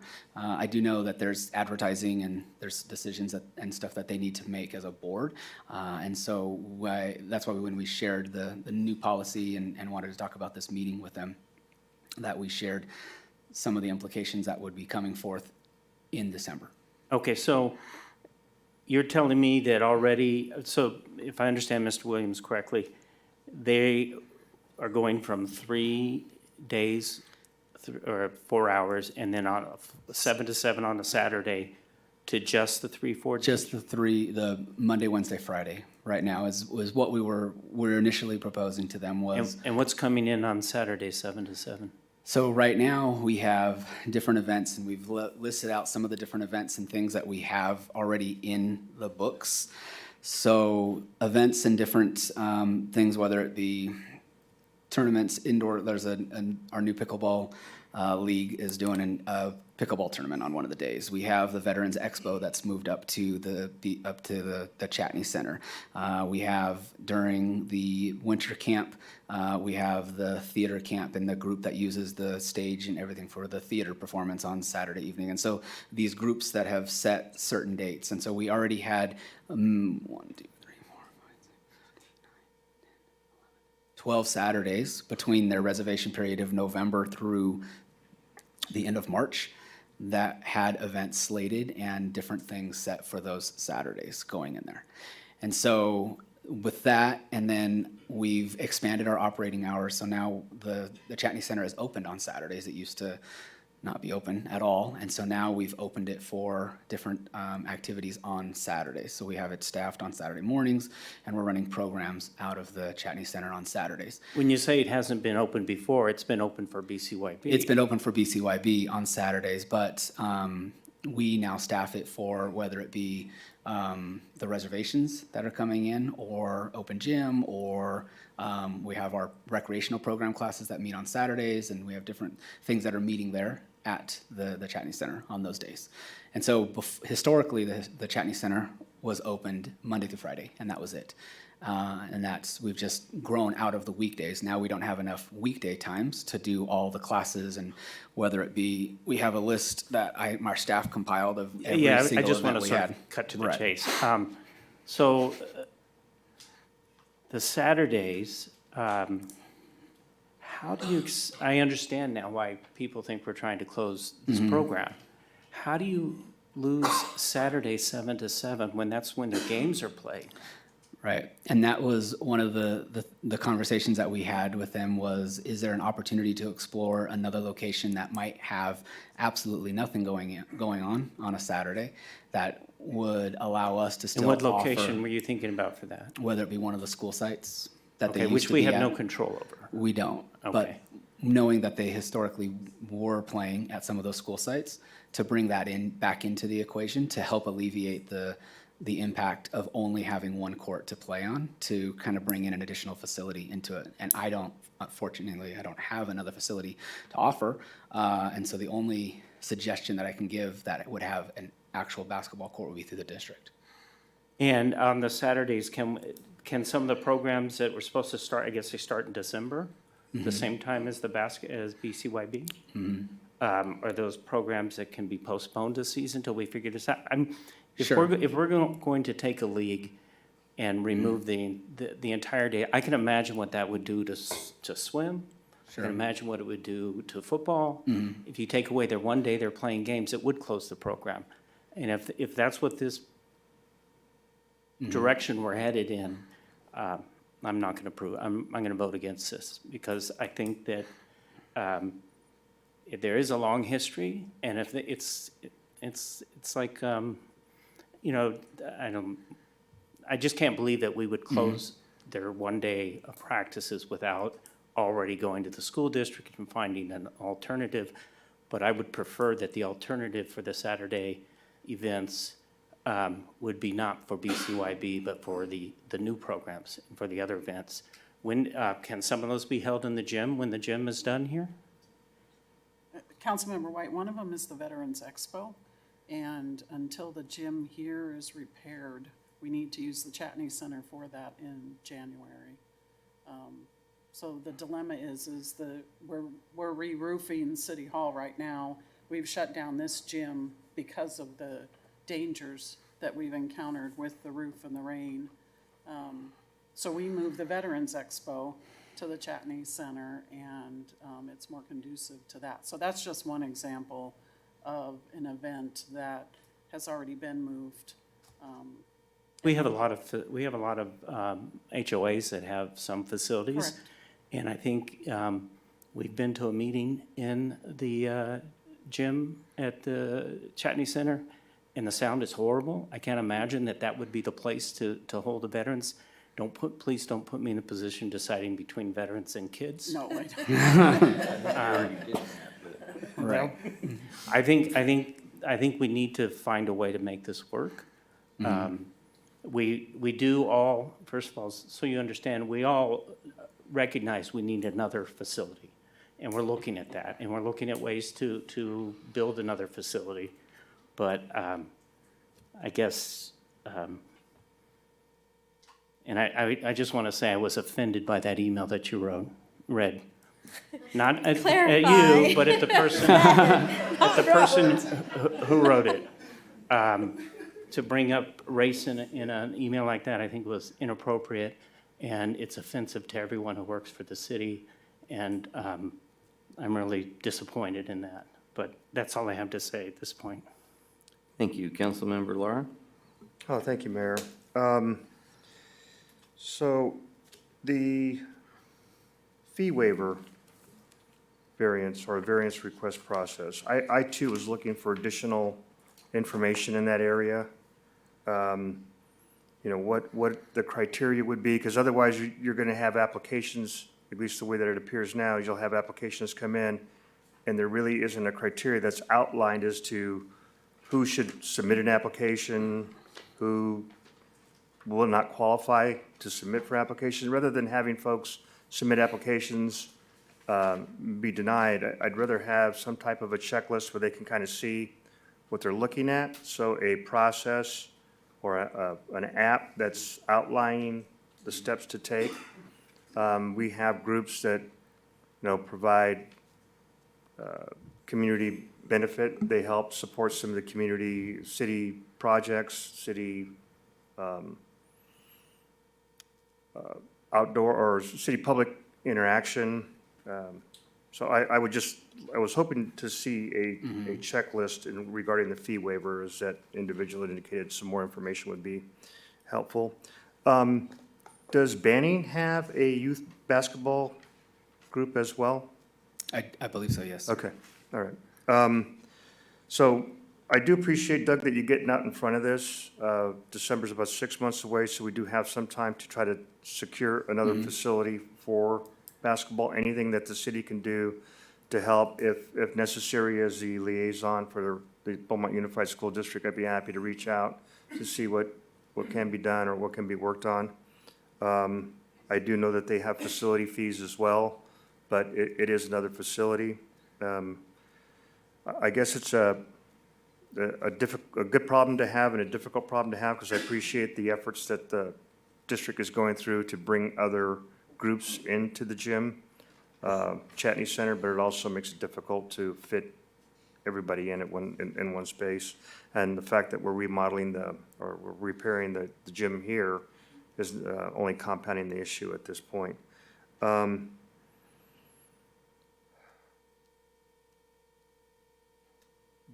We have basketball courts. I know that Mayor Martinez had asked that we start including basketball courts within the parks.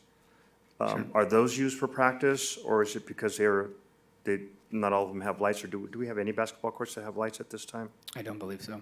So, Sports Park does, I'm sorry, yeah, Sports Park. are they being used for practices? And not that I know of, we don't collect any reservation like we would for like the soccer fields at the sports park.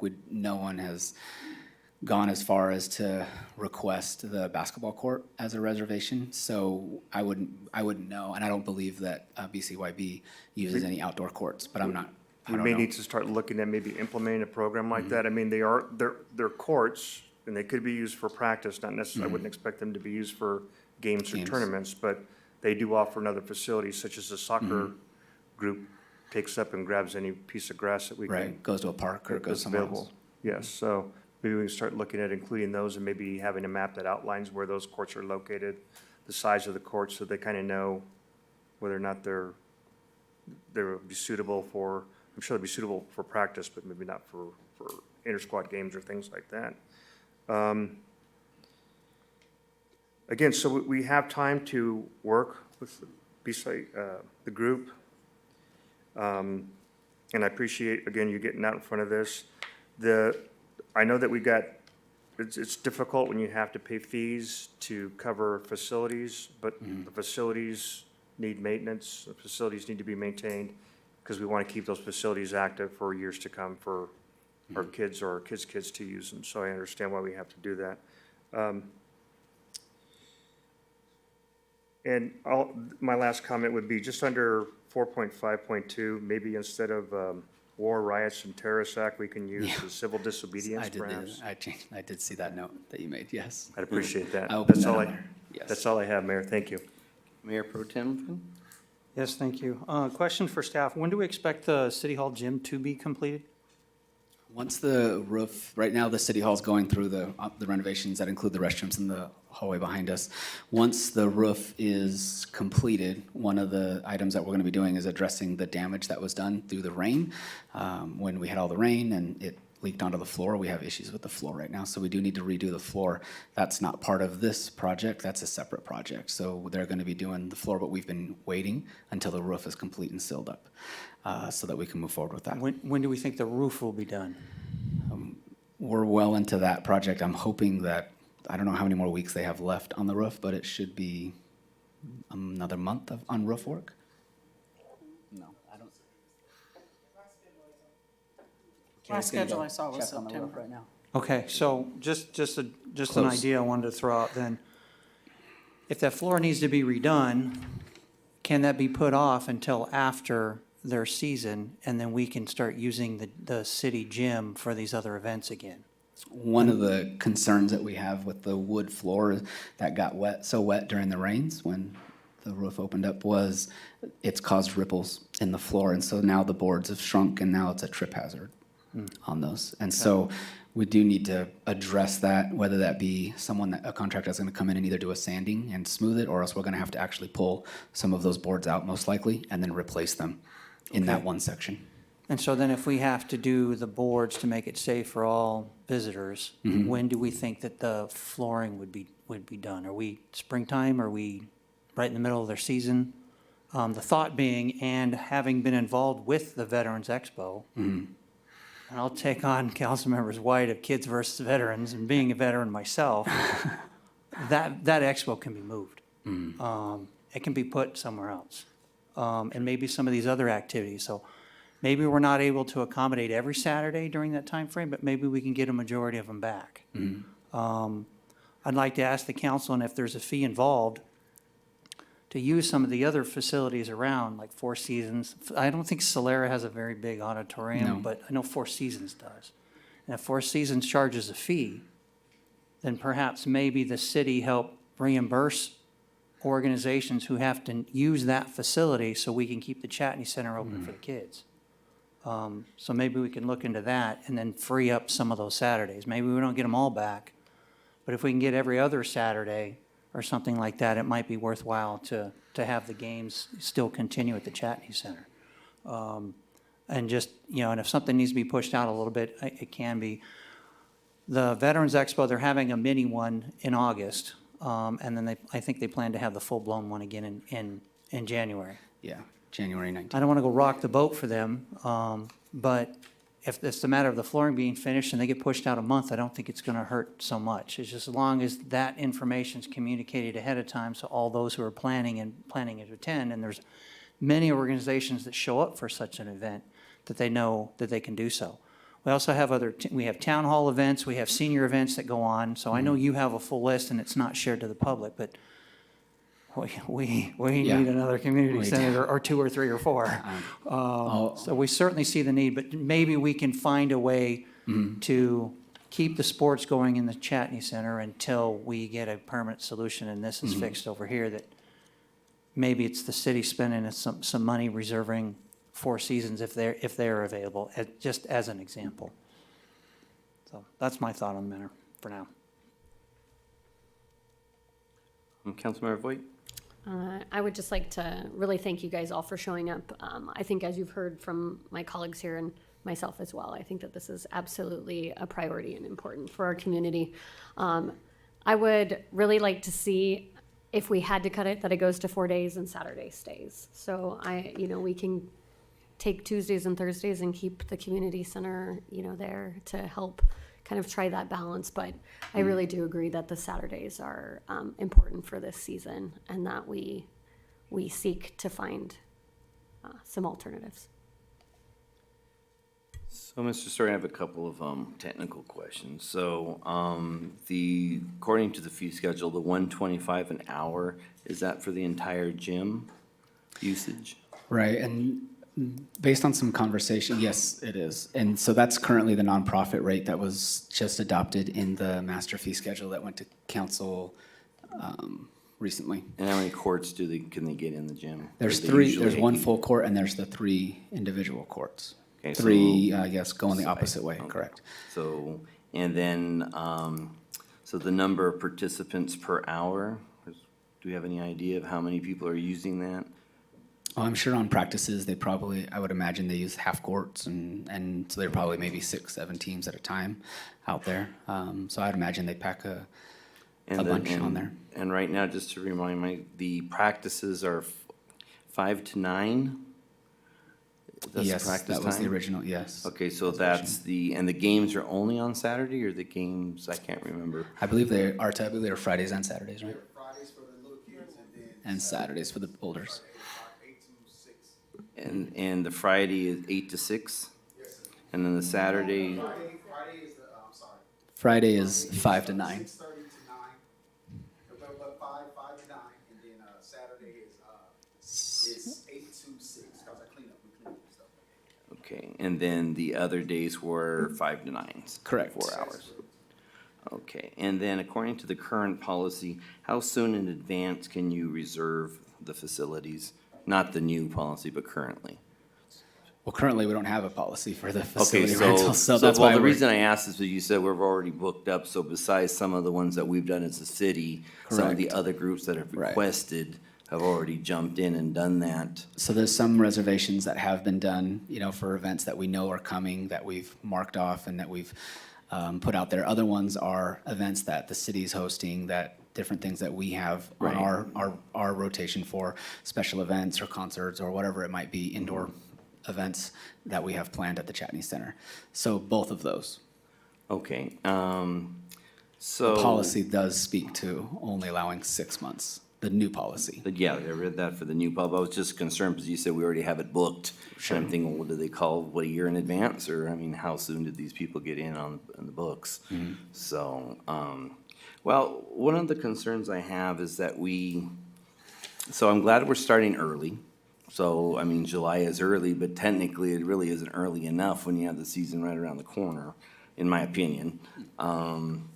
And it's difficult because we are trying to, you know, accommodate the whole community as much as we can. But I do have a bit of an exception starting this so soon with, I believe, little advance form, a notice for the season. I mean, I'm sure they understand that it's coming 2-3 days a week and minimum and Saturday. I mean, it's coming to that. There's just, I mean, obviously that's in the writing, especially when you're using the Shatney Center during December and January, which are holiday seasons and stuff where other communities participants want to use it. So it's beginning to be a little difficult now. But as far as what we do now, I think that's the question we have is, are we looking to maybe start the policy after the season? Are we, and then you'd mentioned fee waiver.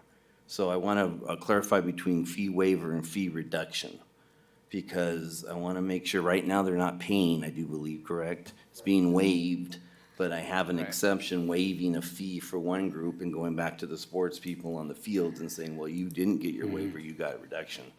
And that I have an exception to because it's not, I don't think it's fair.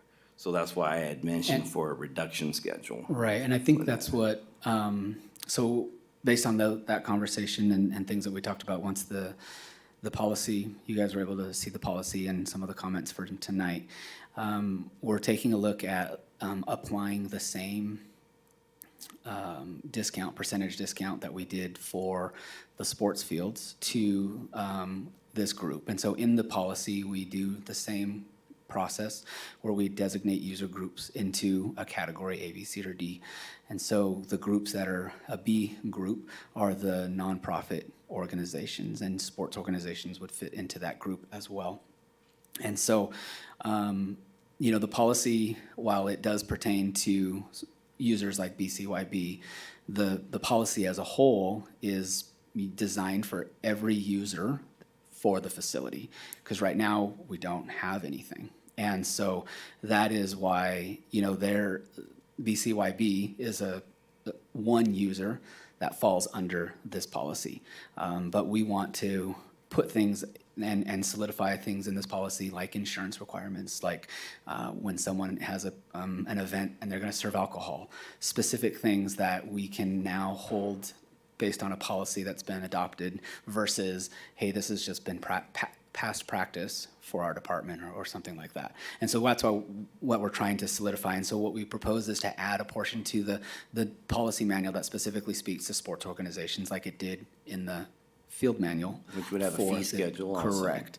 And so, and put in there a reduced rate that shows, hey, this is a youth nonprofit sports organization. Here's all the things that they need to meet. And one of those requirements is the same residency requirement that the other organizations have to meet as well. And so if they can meet that 80% residency requirement, like we do for all of our other organizations, then we can apply a discount rate. That would be a substantial discount. And then if they did have to go somewhere else and open and do other, you know, other facilities that had a cost associated with them, then there wouldn't be such of a high cost to use the CRC in the Shatney Center. So we did change that and added some few things, and I can email each of you a new version with the yellow highlighted portions that are brand new, and then show you a red line that says this is what it is. And that'll include a fee schedule, and you have yet to probably figure out the proportion of the reduction. Correct. And it was based on a percentage. So here, for the other sports fees, it was here's the fully burdened rate for that use, and then we settled on a percentage. And so applying that same percentage, because we have the rate now, which is 125. Okay. Now we just need to apply that same percentage and then come up with that rate. Okay, so we're being consistent as far as the formula that we're using. And then the other thing that would remain consistent is all the same level of requirements for the nonprofit status, which I'm sure BCYB will be fine with. And we'll get all those things in there and have them established as that resident youth nonprofit sports organization. And then so add that section to the policy.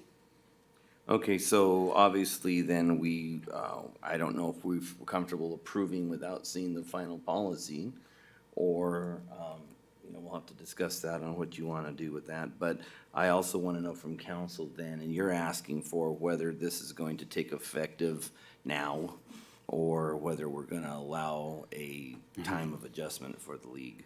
So what's our discussion on that? I mean, obviously, if we passed it as is, you would wanna kick it in now, correct? Yeah, we can, But, yes. okay, so do you need direction from us to discuss on how we're gonna implement it? Because, again, I think a lot of us have already talked about not having enough time for them to adjust. And, you know, I have a little concern of already booking it when we knew this was coming and, you know, not, and I understand, remember, I mentioned that not one monopolizing the facility, you know, and I understand that that has to be used for other participants, but I want to make sure that it's reasonable. I don't know with AYSO and did we give them a cycle before it kicked in on the policy? I don't remember. Our discussions were in the middle of their season, and so we didn't kick it into action until their next season that started. And so those initial conversations were in the middle of the season, so we told them we wouldn't do it in the middle of their season, but if we could get it solidified prior to the start of the fall season, which is, so the season that's starting next month for ASO does. We had Or- multiple versions of the sports field policy. Yeah. Okay, let's hear from colleagues. I got a few more comments. Councilmember White. How did BCYB reserve the Saturdays before the pandemic? How, like, what my- was my the que- I process? think The Ms. process was Well, I think Mayor submitting an Martinez- application. Well, Mayor Martinez brought up the point that this league has counted on Saturdays for Right. how many years? Yeah. So every year, was there a process? We don't have a process here, but how did we not run into this problem before with people wanting to use it on Saturdays? Because our department wasn't doing anything. Because a lot of the things that are being done on Saturdays are things that our department is implementing.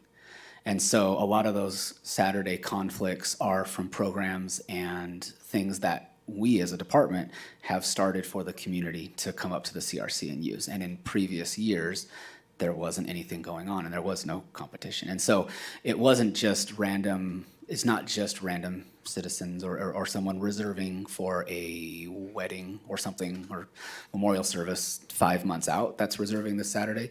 It's our department starting programs and doing things in the gym and starting, whether it be volleyball or other leagues, other programs. None of those existed in previous years, so there was no competition. But you knew for years that BCYB would be there on Saturdays.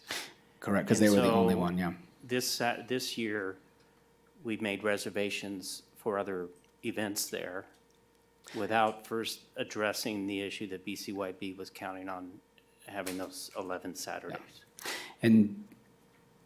And we moved some of those dates, some of those events and some of the things up there due to other closures from other facilities and so Okay. forth. Okay. So I realize that we have a few things that we had to move because of the, you know, construction and things that have happened that, you know, our facility is only one and we have to make it work like Vets Expo and so forth. So what I'd like to do is find out how other agencies can help out before we say, you know, give them all Saturdays back or give them all 5 days back. And try to see if we can work something out with maybe the school district or so forth, and see, have them involved, obviously, to see how that can work. To see that, my concern is there's an option there possibly, and again, I can't talk because I'm not the school district, it's separate, we know that, but they're not in a conversation that I think they need to be in, because I think they're, you know, they're a vital part of this whole process. And if they can or can't, you know, that can only be found out if you have discussions with them. So I'd like to see if Mr. Story and the board can talk to see if there's something that can be done so that we can kind of spread out what we have without saying all yes or all no. And then, you know, we'll have to discuss at some point, we'll have to make that call to see, well, you know, what's the best interest of not only everyone that wants to participate, but with the league as well.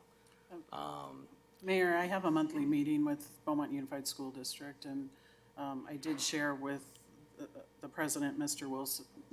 Williams, sorry. Wilson, sorry.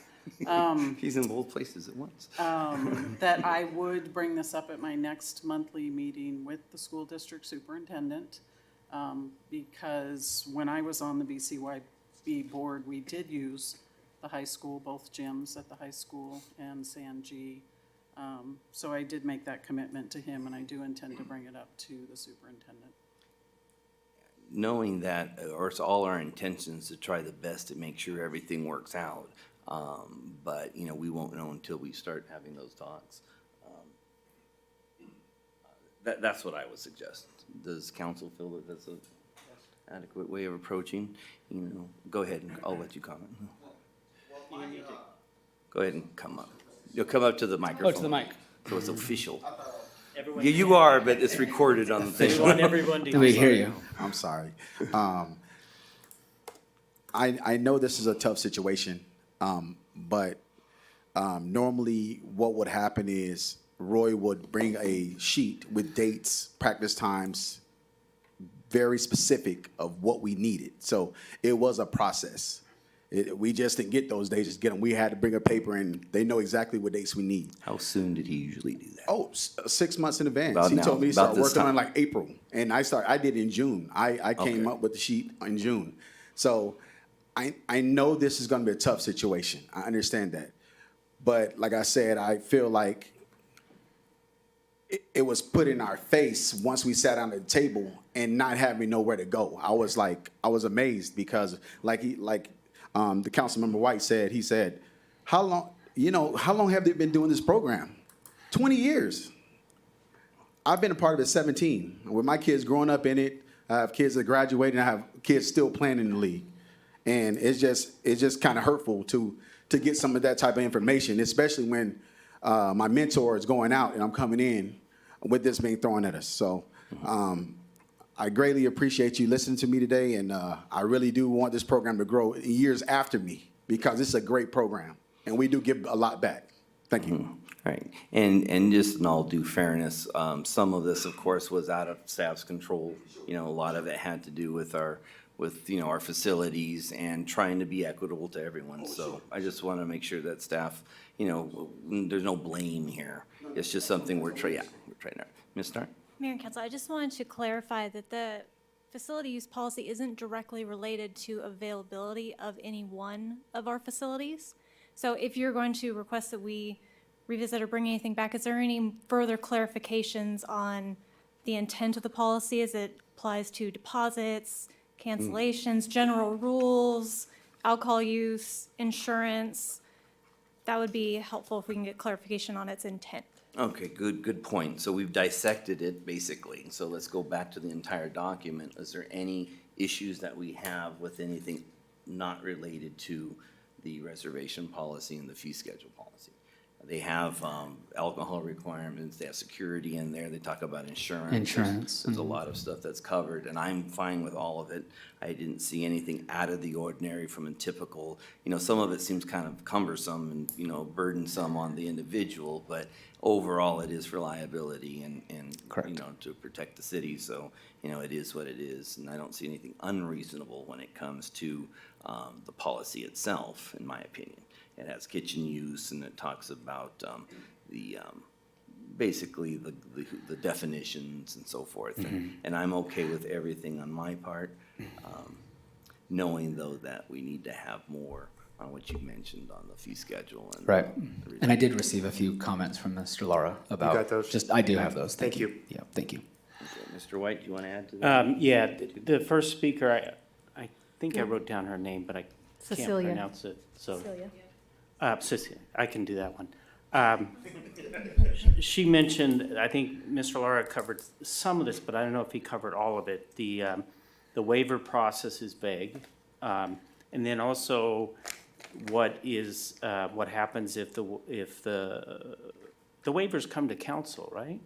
Well, this policy, and that was one of the things that's discussed in this policy, is that those waivers no longer would need to come to council. And that was one of the things that we were trying to Okay. move forward with. And so we clearly state in there that if you are a nonprofit, this is how many waivers you can request per year, because we do have some nonprofits and Boy Scout troops and different stuff who use not the gym, they're not competing for the gym, but rooms. Like I said, this is not just a gym facility use, this is all facility use. And so we lay out specifically what can be waived.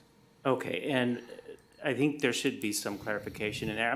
I'm not saying that everything should come to council, but if someone questions your decision or your department's decision, I don't want you in a position to have to say, sorry, that's my decision, live with it. You know, I want there to be some kind of process.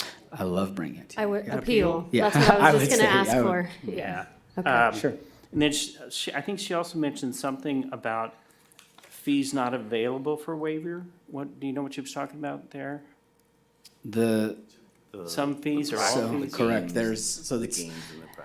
there are, the waiver that we have described in here is to waive for, like monthly meetings, like board meetings. So again, we're appealing to the broad community, everybody in the community. And so what we don't want to say is your fees can be waived, because the fees for BCYB would be, you know, is far greater, or there are more of them versus someone who just wants to, a Boy Scout troop who wants to host a special fundraiser or something there. So that's why it specifically says that those types of events can be waived, whereas a general weekly practice schedule is not eligible. Okay, and I'm good with the rest of the policy. When you meet with the Beaumont Unified, remind them that their basketball team, I think, came in first this year and went to the playoffs, and I don't think that's uncommon. I think they have a really good team there. Ata and I talked about that. This is definitely a feeder program to the Yeah. high school. Of course. Okay, and I will not talk on this subject anymore. I don't believe it. Go ahead. My suggestion was satisfied, so thank you. All It right. was appeals. So this is an action item to approve the policy, so would you like to take a? Can we bring this We back? can bring it with back, some back, changes? yeah, that's fine.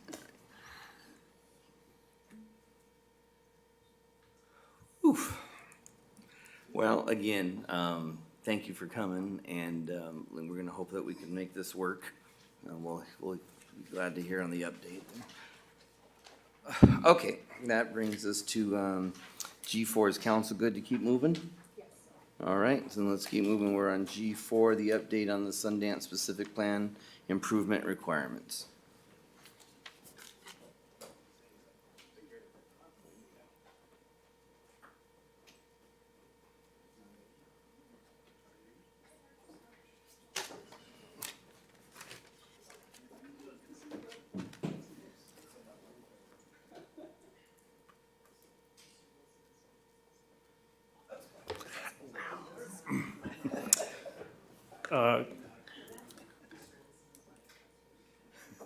Wilson Williams, she was getting them all goofed up. Oh, the one behind. Okay, so G4, we have a staff report from Mr. Hart. Yes, good evening once again, Mayor, Council. In response to concerns brought forth at the June 20th council meeting, staff has provided this update for the Sundance Area Specific Plan. Just by way of a little bit of background, it was actually the Deutsch Specific Plan, which was originally approved in 1990 and allowed for approximately 2,000 homes or single-family residences, 2,200 patio residences, and 675 condominiums or apartment units. Any of the development out there actually did not commence until 2001, and then in 2004, the Deutsch Specific Plan was amended and renamed to the Sundance Specific Plan. The Sundance Plan actually allowed for up to 4,450 units, so slightly less than the cumulative total for the Deutsch Specific Plan.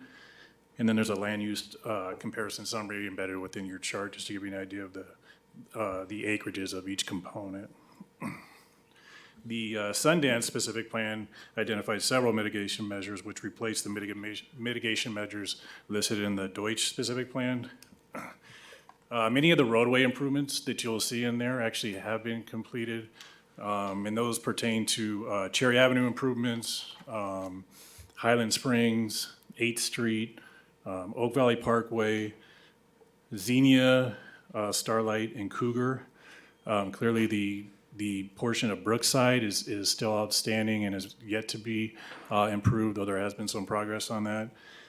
And then there are certainly within the EIR and the SP and the actual associated conditions for the tracks, there were several intersections identified for signalization at certain times of development, and many of those have not been constructed. And so the plan itself calls for signalization at Cherry and Oak Valley, Starlight Oak Valley, Xenia at Starlight and H Street, Highland Springs at Oak Valley and Starlight, which actually have been completed, Cherry and Cougar, Starlight Cougar, and Highland Springs and Cougar.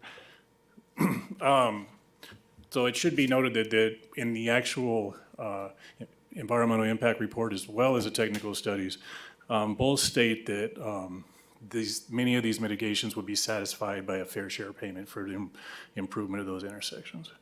And there is certainly a breakdown of whatever that pro rata share is.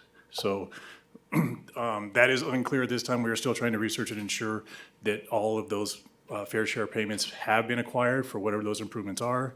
It is a little challenging to find some of the records of this pre-2015-16. And so I would like to have a little more conclusive for you right now, but I don't. It is certainly underway, and I hope to have something soon. We are working with the developer, but I don't have anything on that specific component right at this time. Additionally, there were several offsite mitigations that were identified, and it was specifically stated in that document as well that either Beaumont diff fees or TUMP fees would satisfy the requirements for certain offsite mitigations. The ramp improvements at Oak Valley and I-10, which is mainly signalization, that's been completed. The ramp and bridge improvements at Highland Springs and the I-10 interchange, that's an underway. That's a project we have currently with RCTC. The widening of Oak Valley to allow for 4 lanes from Oakview to I-10 has been completed for some time. Oak Valley from Oakview to Beaumont Avenue to allow for 4 lanes is currently in effect. Highland Springs from Oak Valley to 6th Street is existing. Highland Springs from 6 to I-10 would be part of the project that we are currently undertaking for the interchange, but it currently does allow from 6 to I-10, 6 lanes of travel. And Oak Valley from Beaumont to Cherry, which has been completed from a capacity standpoint for some time. Pennsylvania from 6th Street to I-10 is obviously under construction right now, funded primarily by TUMF revenues and a credit agreement with party at the time, which is the developer here, is now TriPoint. Also, in specific regards to the Brookside improvements, clearly it establishes that Brookside is to be widened in concurrence with the ultimate widths and the circulation element, but it's also got that substantial buffer, as you know, on the on the south side of Brookside, but between the northerly boundary of Sundance and the actual Brookside itself. So the condition 19 of the third amendment to the Sundance specific plan states that a land use buffer shall be established along the site's northerly perimeter along the entire length of Brookside Avenue to provide a proper land use transition for what's anticipated to be lower density residential development. The buffer will provide for a masonry wall, which is currently existing. It also is landscape improvements, so that is not yet existing, and that's something we're working with the developer for. These specifically state that the improvements shall be in addition to the improvements associated with the Brookside Avenue right-of-way.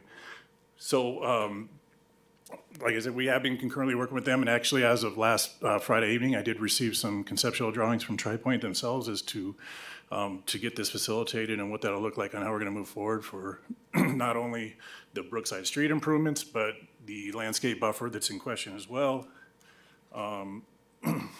From kind of an accounting perspective, in some form or capacity, we still have 70 bonds for the Sundance improvement area. Those are everything from street, traffic signal, sewer, drainage, survey monumentation, and landscape improvements.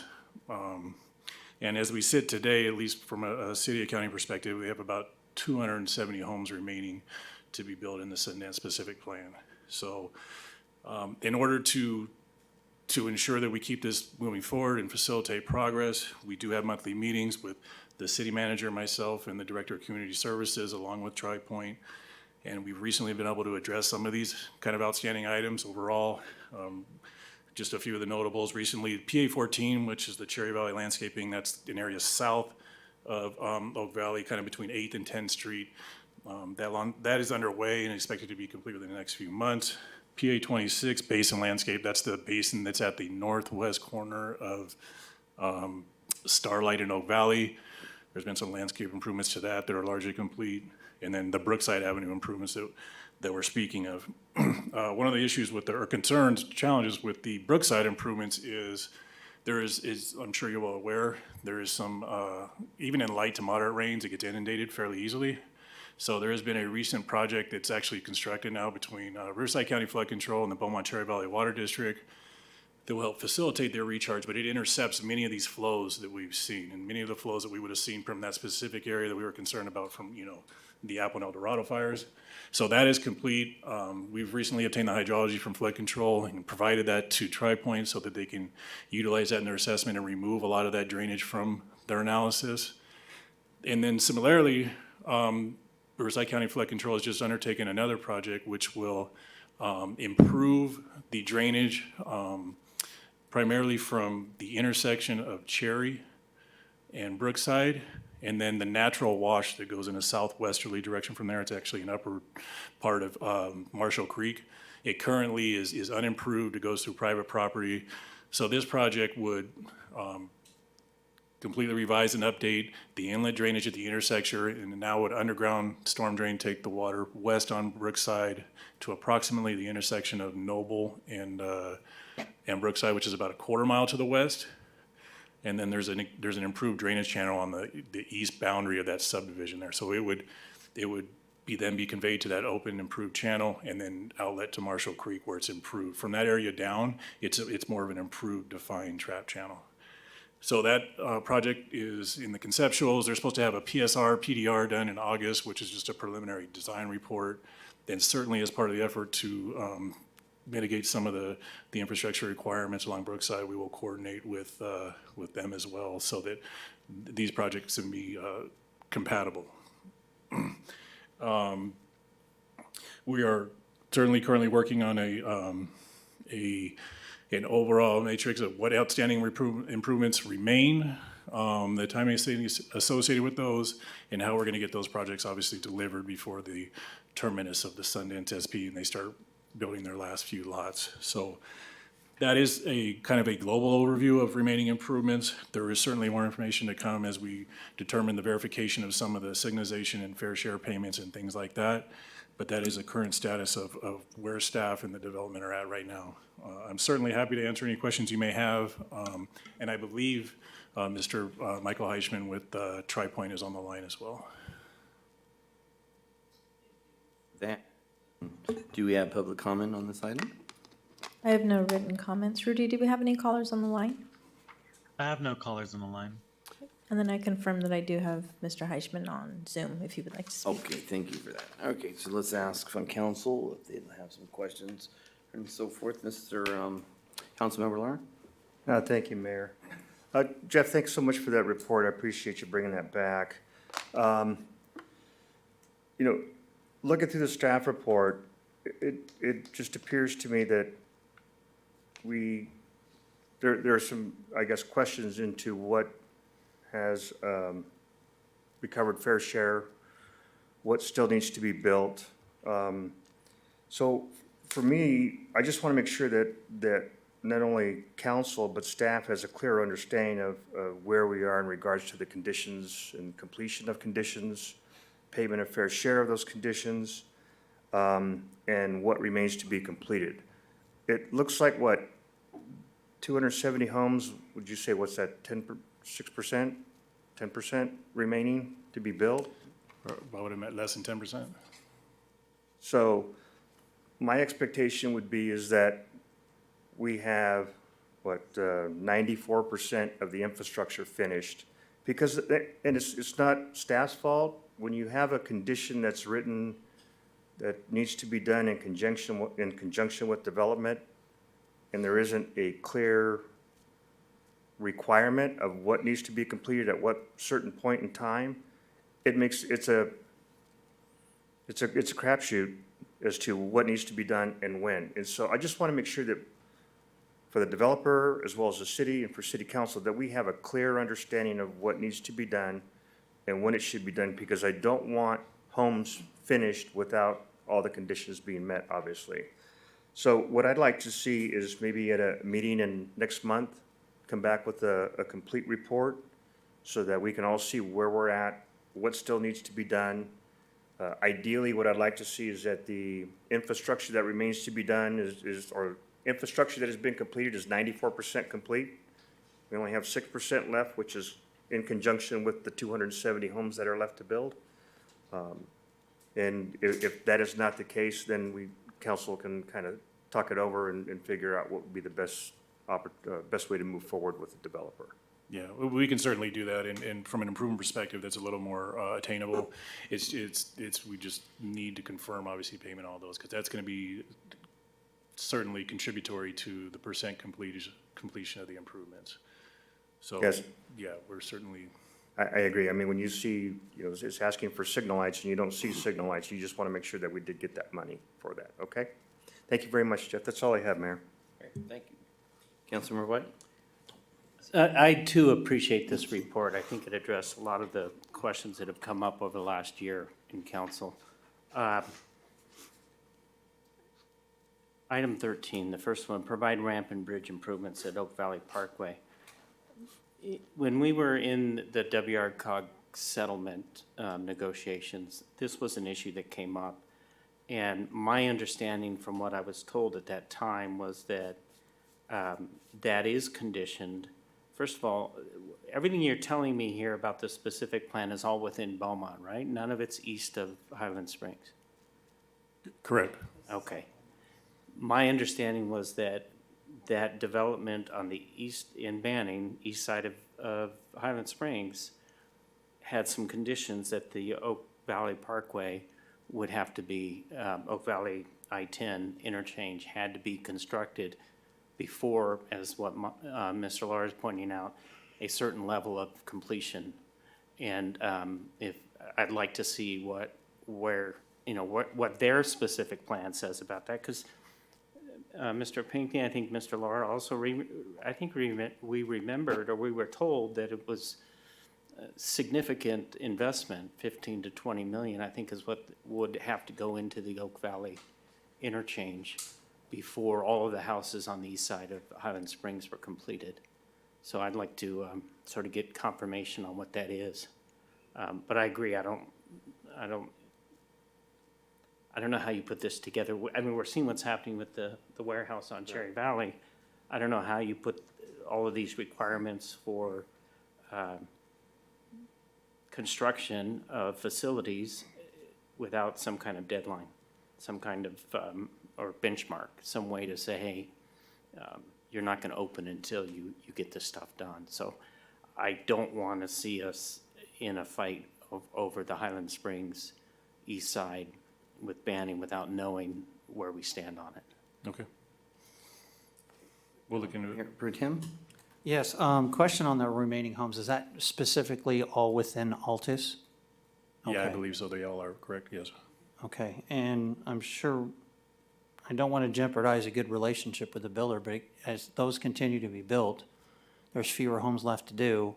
I would hate to see that the city be put in a position where the builder says, well, I don't have to build the last 10 homes because I don't want to spend these millions of dollars to go finish it, and then it just goes on forever. So I appreciate what Councilmember White says about putting that deadline in there. I've been around long enough, I've seen builders walk away from a project. And so I certainly want to make sure that that's taken care of and that it get implemented soon, because they're continuing to build, they're continuing to sell, and 278 will go pretty quick. And so just wanted to add a second to those comments. Right, thank you for that. And I too just want to comment on that too. The benchmark, I think, is a good idea. I think it's important. And the communication now monthly, I think, is really key to making sure that everybody knows what's expected of the other. And thank you for that, and thank you for coming back for this report. I appreciate that. Okay, is that a receive and file? Yes, it is. Nicole, would you like, I don't think we need a vote on that, do you? I'm sorry? You want to vote on receive and file, or we're good with that? You just needed just You a just receipt need- oh. file, correct? Yeah. Okay. With that, item G5 has been pulled, so we will go to item G6 for the approval of the city attorney invoices for the month of June 2023. And because this involves my law firm, I am going to recuse myself.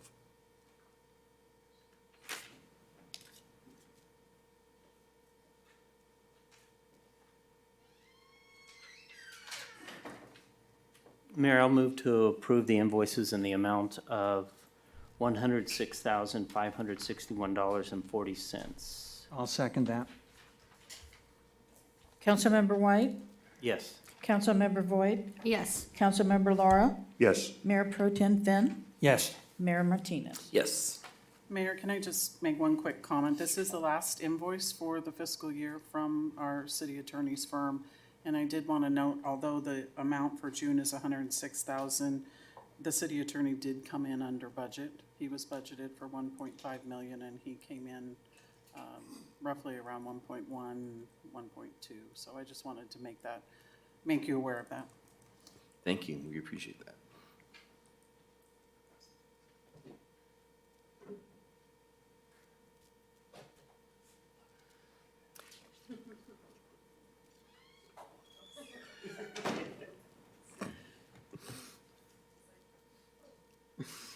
All right, bring us to item H, the legislative update and discussion.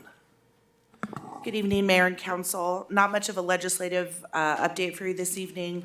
The legislature's last day before summer recess was July 14th. That was the deadline to pass any bills out of their respective committees to continue being considered when the legislature resumes session on September 14th. So during this time, we'll be going through and looking at what bills are still on the table that we've been monitoring and continue to watch what will happen with those when session resumes on September, between mid-September and October, when the deadline is to have those bills signed in. I know at the league event that we had on Monday evening here, Aaron Sassy gave a pretty good update on some of the bills that have turned over into two-year bills. We'll be watching those and then taking a look at what bills have squeaked out of their respective committees so far. Right, thank you for that. Questions, comments from Mr. White? Is that an old light? All right, seeing none, we'll go on to I, Economic Development Update. And there's no Economic Development Committee update this evening, as committee was dark this month. All right, thank you for that. Item J, Treasurer Report. Nothing to report at this time, Mayor. Thank you, sir. Item K, City Clerk Report. Yes, ma'am. We're good, thank you. Good, thank you. Item L, City Attorney Report. Nothing this evening. Thank you for that. Item M, City Manager. Mayor, I just have one, and Jeff's going to give that report. Okay. Mr. Hart. Hey, kind of consistent with comments we received and concurrent with some of the goals identified in the strategic plan, you know, we've been looking at traffic congestion throughout the city, right? And we've kind of been looking at it in some cases in silos. We have certain focus areas where we're looking at this, and specifically related to truck traffic. So what we've done is we've taken this kind of more macro level, and we've gone back and developed an RFP, or just a kind of an informal proposal to our on-call traffic engineering consultants that council approved back in February, I believe. And so we wanted to take a more in-depth look citywide, but, you know, specifically focusing on some higher concern areas. You know, in the general plan, we have a priority truck network, but it was always intended to be solidified and honed in via you know, a deeper analysis and formalized kind of with a resolution. So just some high level things that we're looking for in the actual request for proposals is an update of our truck map and network, as well as, you know, I would assume that there'll be municipal code revisions and updates needed as part of that. And then looking at obviously designating more defined truck routes and prohibiting certain areas, specifically neighborhoods, compatibility with industrial, proximity to residential or sensitive areas like that. And then certainly them delivering a project study report that we have some sort of technical basis and analysis for the measures that we're implementing. The key focus areas that we did want to take a look at is, Highland Springs Avenue, particularly we're looking, south of I-10 and kind of how does truck traffic interact with, very close proximity, our biggest retail area, residential in both Beaumont and Banning, and projects that aren't in our land use authority, right? That maybe projects are outside our land use authority and we don't have maybe the authority to instill some of these measures. So how can we look at this and make sure that we're doing our best to protect, existing resident and businesses from potential big users that come in and minimize those impacts. Another area that we want to look at, obviously, is the industrial zones, and that still is ongoing. I know I've spoken with council members before about, concerns that we have in the industrial area and how that interacts with, Fourth Street residential and then the Beauty areas and all those areas. And so ensuring that we're aligned with, the best kind of practices moving forward. And then the last kind of sensitive area that we wanted to look at was obviously what's the interaction going to look like with this, concurrent with the downtown revitalization, right? I think we're seeing more traffic come through the downtown area, particularly through 6th Street, which I think can, be problematic from a compatibility standpoint with the ultimate vision of the downtown revitalization plan. So I think that this study will certainly take a much deeper dive into making sure those are compatible. And then some other things that looking at from not just now, but kind of in the future is, one of the things that challenges that staff is dealing with and we're working for is, when we entitle these projects or these projects get moved forward, whether there's like some sort of heavy impactful user, big box, high truck generation, intensive uses, how do we ensure that not only are they mitigating what's intended or thought to be their impacts prior to them coming online, but is there a mechanism that allows us to relook at these things after these businesses are operational? If a project was assessed for, we thought a certain impact and they well exceed that, beyond that, what is our ability to be able to effectively retroactively go back and either reanalyze or assess levy improvements that can help mitigate whatever those issues are. And this is not just from a capacity perspective, it can also be, maybe additional wear and tear from, heavy truck traffic, a specific use, and, is there a mechanism to ensure that, that they're help satisfying some of those additional maintenance concerns and things that we're seeing long-term. And so that's another component we may look at too is, is there opportunity or appetite for any type of fee structure program or that looks at not only, their initial impacts, but long-term sustainability. And so these proposals have been received, so we are currently in the process of issuing a task order, discussions with the consultant. It looks like about 6 months, we should have kind of a final deliverable. I would expect that in 2 to 3 months, we would be able to have an update and there may be an opportunity for a workshop. I'm not entirely sure if that'll be the case or just a regular council meeting, but that may be kind of the next step that we'll see at a council level. Happy to answer any questions you may have. Mr. Hart, with the Potrero interchange now becoming more, obviously completion or towards that, can we make sure that we include the scope of the truck route to include that being finalized and constructed? What I concern is the traffic coming down 79, cutting through California and going through the back way to get to the Potrero interchange now, when there are some neighborhoods and some city streets back there. And I just want to know, are we going to be able to outline whether that's an idea or not? Yeah, we can certainly look at that, and that brings up a good point, as there's certainly some larger industrial projects that are potentially in the pipeline south of the city. And so, Beaumont Ave is going to become even a more heavily traveled route. And so, what can we do to the best we can, kind of mitigate those impacts from additional traffic from coming outside of our, generating outside of our boundaries coming through our city? Good, thank you. Councilmember Lara? Thank you, Mayor. Thanks a lot, Jeff. And I'm really happy to see that the scope has kind of expanded beyond just truck routes and getting new signs up. One of the things, though, is I know we have a number of warehouses that are in the process, if we came up with new design standards for the roads, could we implement those on those new projects, or is that, are we too late in that, or?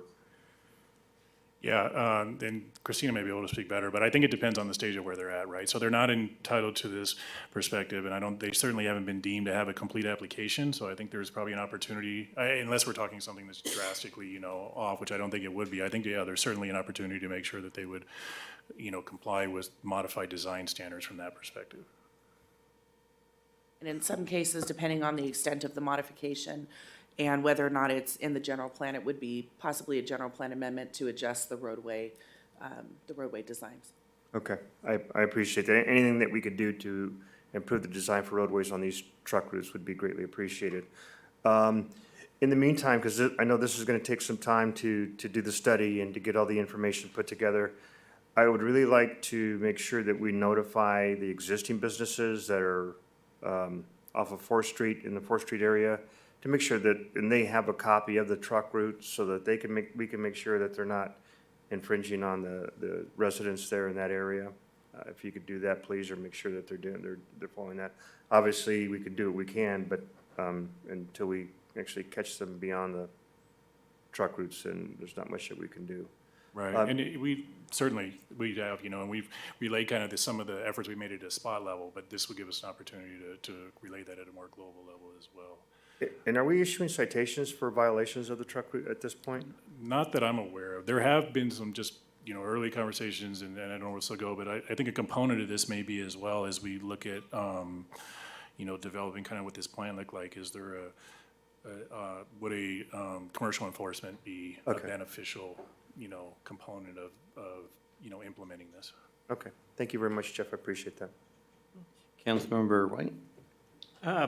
Yeah, I agree. Once Potrero is in place, I can't imagine why we'd let any trucks that could go from the 79 to the 10 to the 60 come through our city outside of that route. But so a quick question. You talk about here that you developed a request for a proposal. Where are we on that? In other words, I see here you says that the consultants approved by the city council on February 7th. Did we approve consultants to work on it, or did we approve the RFP? We approved, so we did an RFP back in January to have on-call traffic engineering services.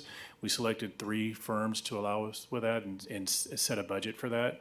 So there was provisions outlined within that contract that allows, we're utilizing one of the 3 vendors, the preferred vendors we have. So they are already under contract with the city. The proposals are more informal, so they were all individually sent a scope specifically of an informal proposal request. Those were received last Friday.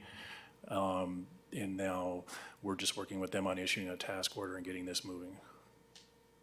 Okay, great. I think that's all I had. Thank you. All right, thank you, Mr. Hart. Anything else, Ms. Beals? All right, with that, moving on to item N, future agenda items.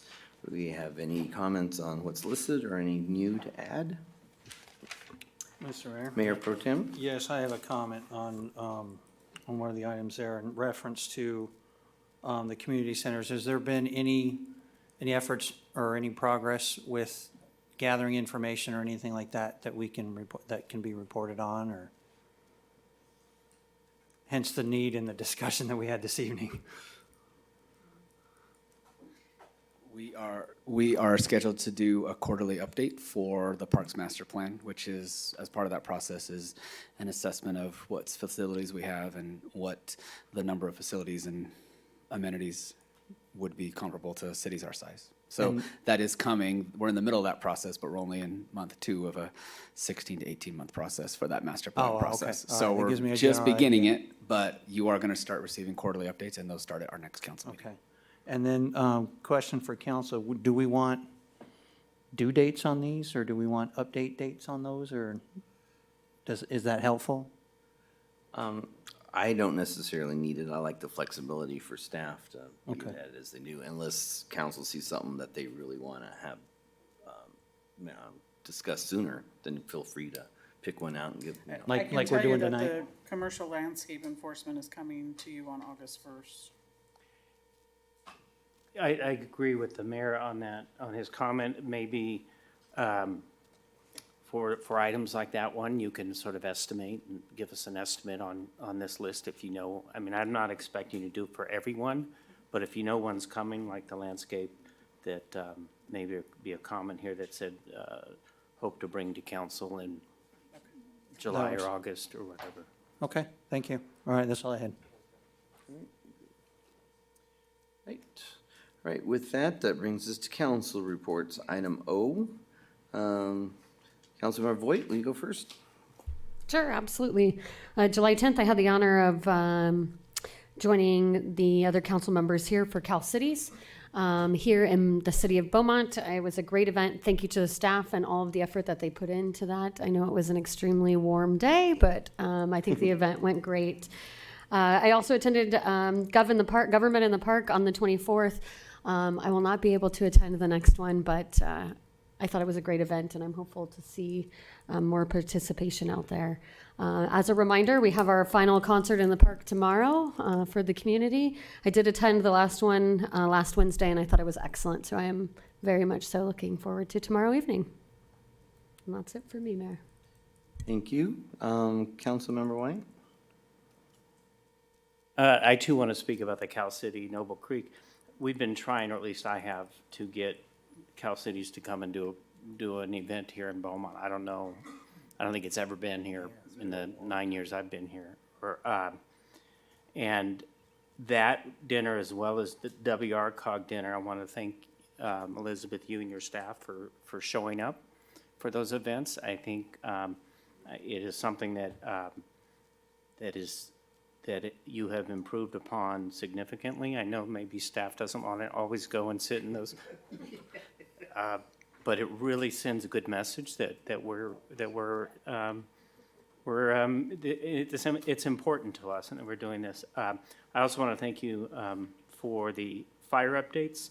I know you do a lot of updates on a lot of things, you and the chief both do, but to get those fire updates was really helpful, especially if you know you're out of town. If we're out of town and our town's burning down and we need to know. I'm glad the fire station didn't burn down because it was all wood.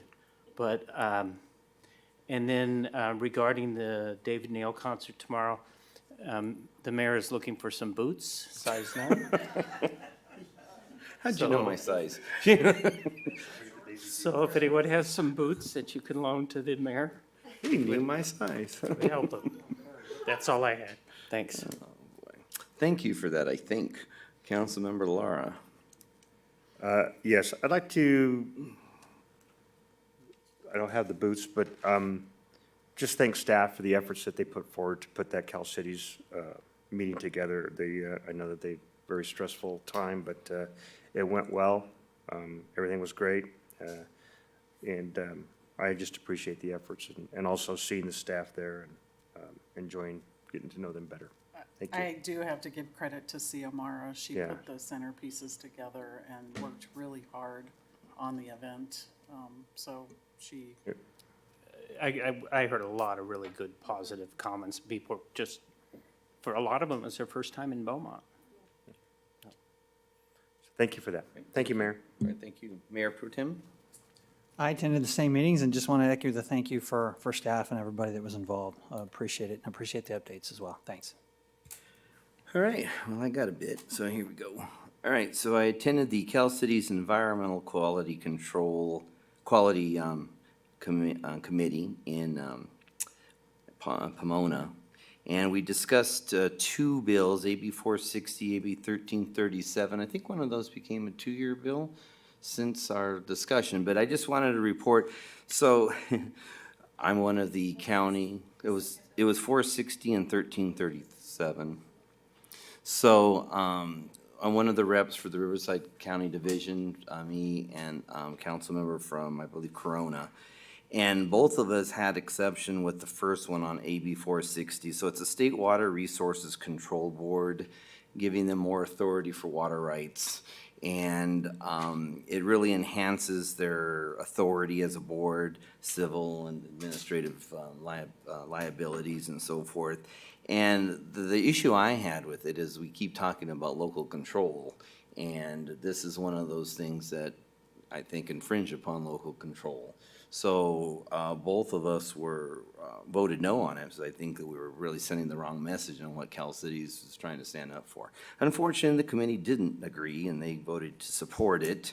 So all that is just a recommendation to Cal Cities executive, so they can make a decision themselves. So I wanted to mention that. The other one was had to do with the water curtailment, and it we all voted neutral on that because it was something that we're just kind of watching to see how it goes. But anyway, I attended the supervisors meet and greet at the Civic Center. Smaller turnout, but he was thankful for coming, and it was well set up by staff and so forth, so that worked out. Cal Cities dinner, again, nothing but positive comments from everyone. It was casual, but yet it was not, and it was formal, and I think everyone just enjoyed it. We were trying to get it in the garden, but of course it was just a little too hot. But you know, our Plan B worked well, and everyone gave positive reviews. So again, thank you for staff, everyone, the accolades. But I saw CEO running around, and she absolutely did great, and staff as well. There was more that helped her, and I want to thank everybody that helped put that together. Well, it was a last minute call, and staff and with your suggestion to Aaron came through, and I was just so delighted to see that. I attended the ribbon cutting for the Junior All-American Football, Government in the Park. And hopefully we'll be there Saturday. I think we'll probably be going through with that. Freedom Festival was well attended, so I attended that. The mayor breakfast with Banning and Calamasa was a productive discussion. I attended RCTC as an alternate rep for Mr. White. Did they let you sit up on the desk? I did. That's why I had and I was gonna go in a less formal attire, and I had to go back and change. That'll be on camera. I gotta put a coat on. Thank you for that. But it was a pretty good meeting. It was my first I attended RCTC, and I really enjoyed the discussion. And it, of course, I recognized quite a few people there from RCA and so forth. But a really good agency. I really enjoyed the discussion with that. I toured the fire progress and the perimeter with Chief Hopkins, was Ms. Gibbs, and Congressman Ruiz as field rep. And we went off-roading and with Hopkins, and it was an experience, but we get to see, because we were concerned about the proximity to the wastewater treatment plant. So I wanted to see firsthand how close it got, and you know what any potential was. And you know, we went up on the hill, we looked over, and we got to see the whole rabbit fire from that angle. And I was encouraged after I saw that on how we're in good shape from the proximity. So I want to thank CAL FIRE for that. I've been attending the cooperator meetings with CAL FIRE to see their progress. So I'll mention that on my final address here in a second. The RCA meeting I attended, we talked about the wildlife refuge. Senator Feinstein had kind of a map of what she thought a wildlife refuge could look like here in the Riverside County area. And Calvert, Representative Calvert had one as well. And it looks like Calvert was the map that was chosen to go, because it was a more general approach. And some of that map does have, it's not within our city, but it's close to our proximity. But we're looking over the map and stuff, it doesn't really infringe any of our projects or anything like that. So I'm confident in supporting that when it comes to that. So I'm sure they'll ask for agency support when it gets closer to that in Congress. And the species of the month was the long-tailed weasel. So it was interesting to hear about the weasel and our preservation of the habitat for the weasel in RCA. Okay, I just wanted to do a final address to just to address the recent fire impacting our community. So I just want to reassure the public that all steps to protect the safety and the welfare of our residents have been taken and were taken. I believe the communication between CAL FIRE and our Emergency Operation Command was instrumental in ensuring a quick response to the incident. Furthermore, the clear organizational skills of CAL FIRE is evident in their setup of the command post at Noble Creek and watching the progress as the containment increases in those fires. So PD, I want to thank you for everything you've done, city staff, and continue to do. Both city staff, PD, and myself have been attending those cooperator meetings and monitoring the progress. And again, I just want to reassure the public that we've been doing everything that's possible to make sure that we ensure the safety. So if they want any further information with the progress, I believe we have a link on our website to rivcoready.org, where you can look at Alert Rivco, and it can give you a little bit of the progress and the containment on that. So thank you for staff, thank you for the PD for keeping us safe. And with that, I will adjourn at 8:41 p.m.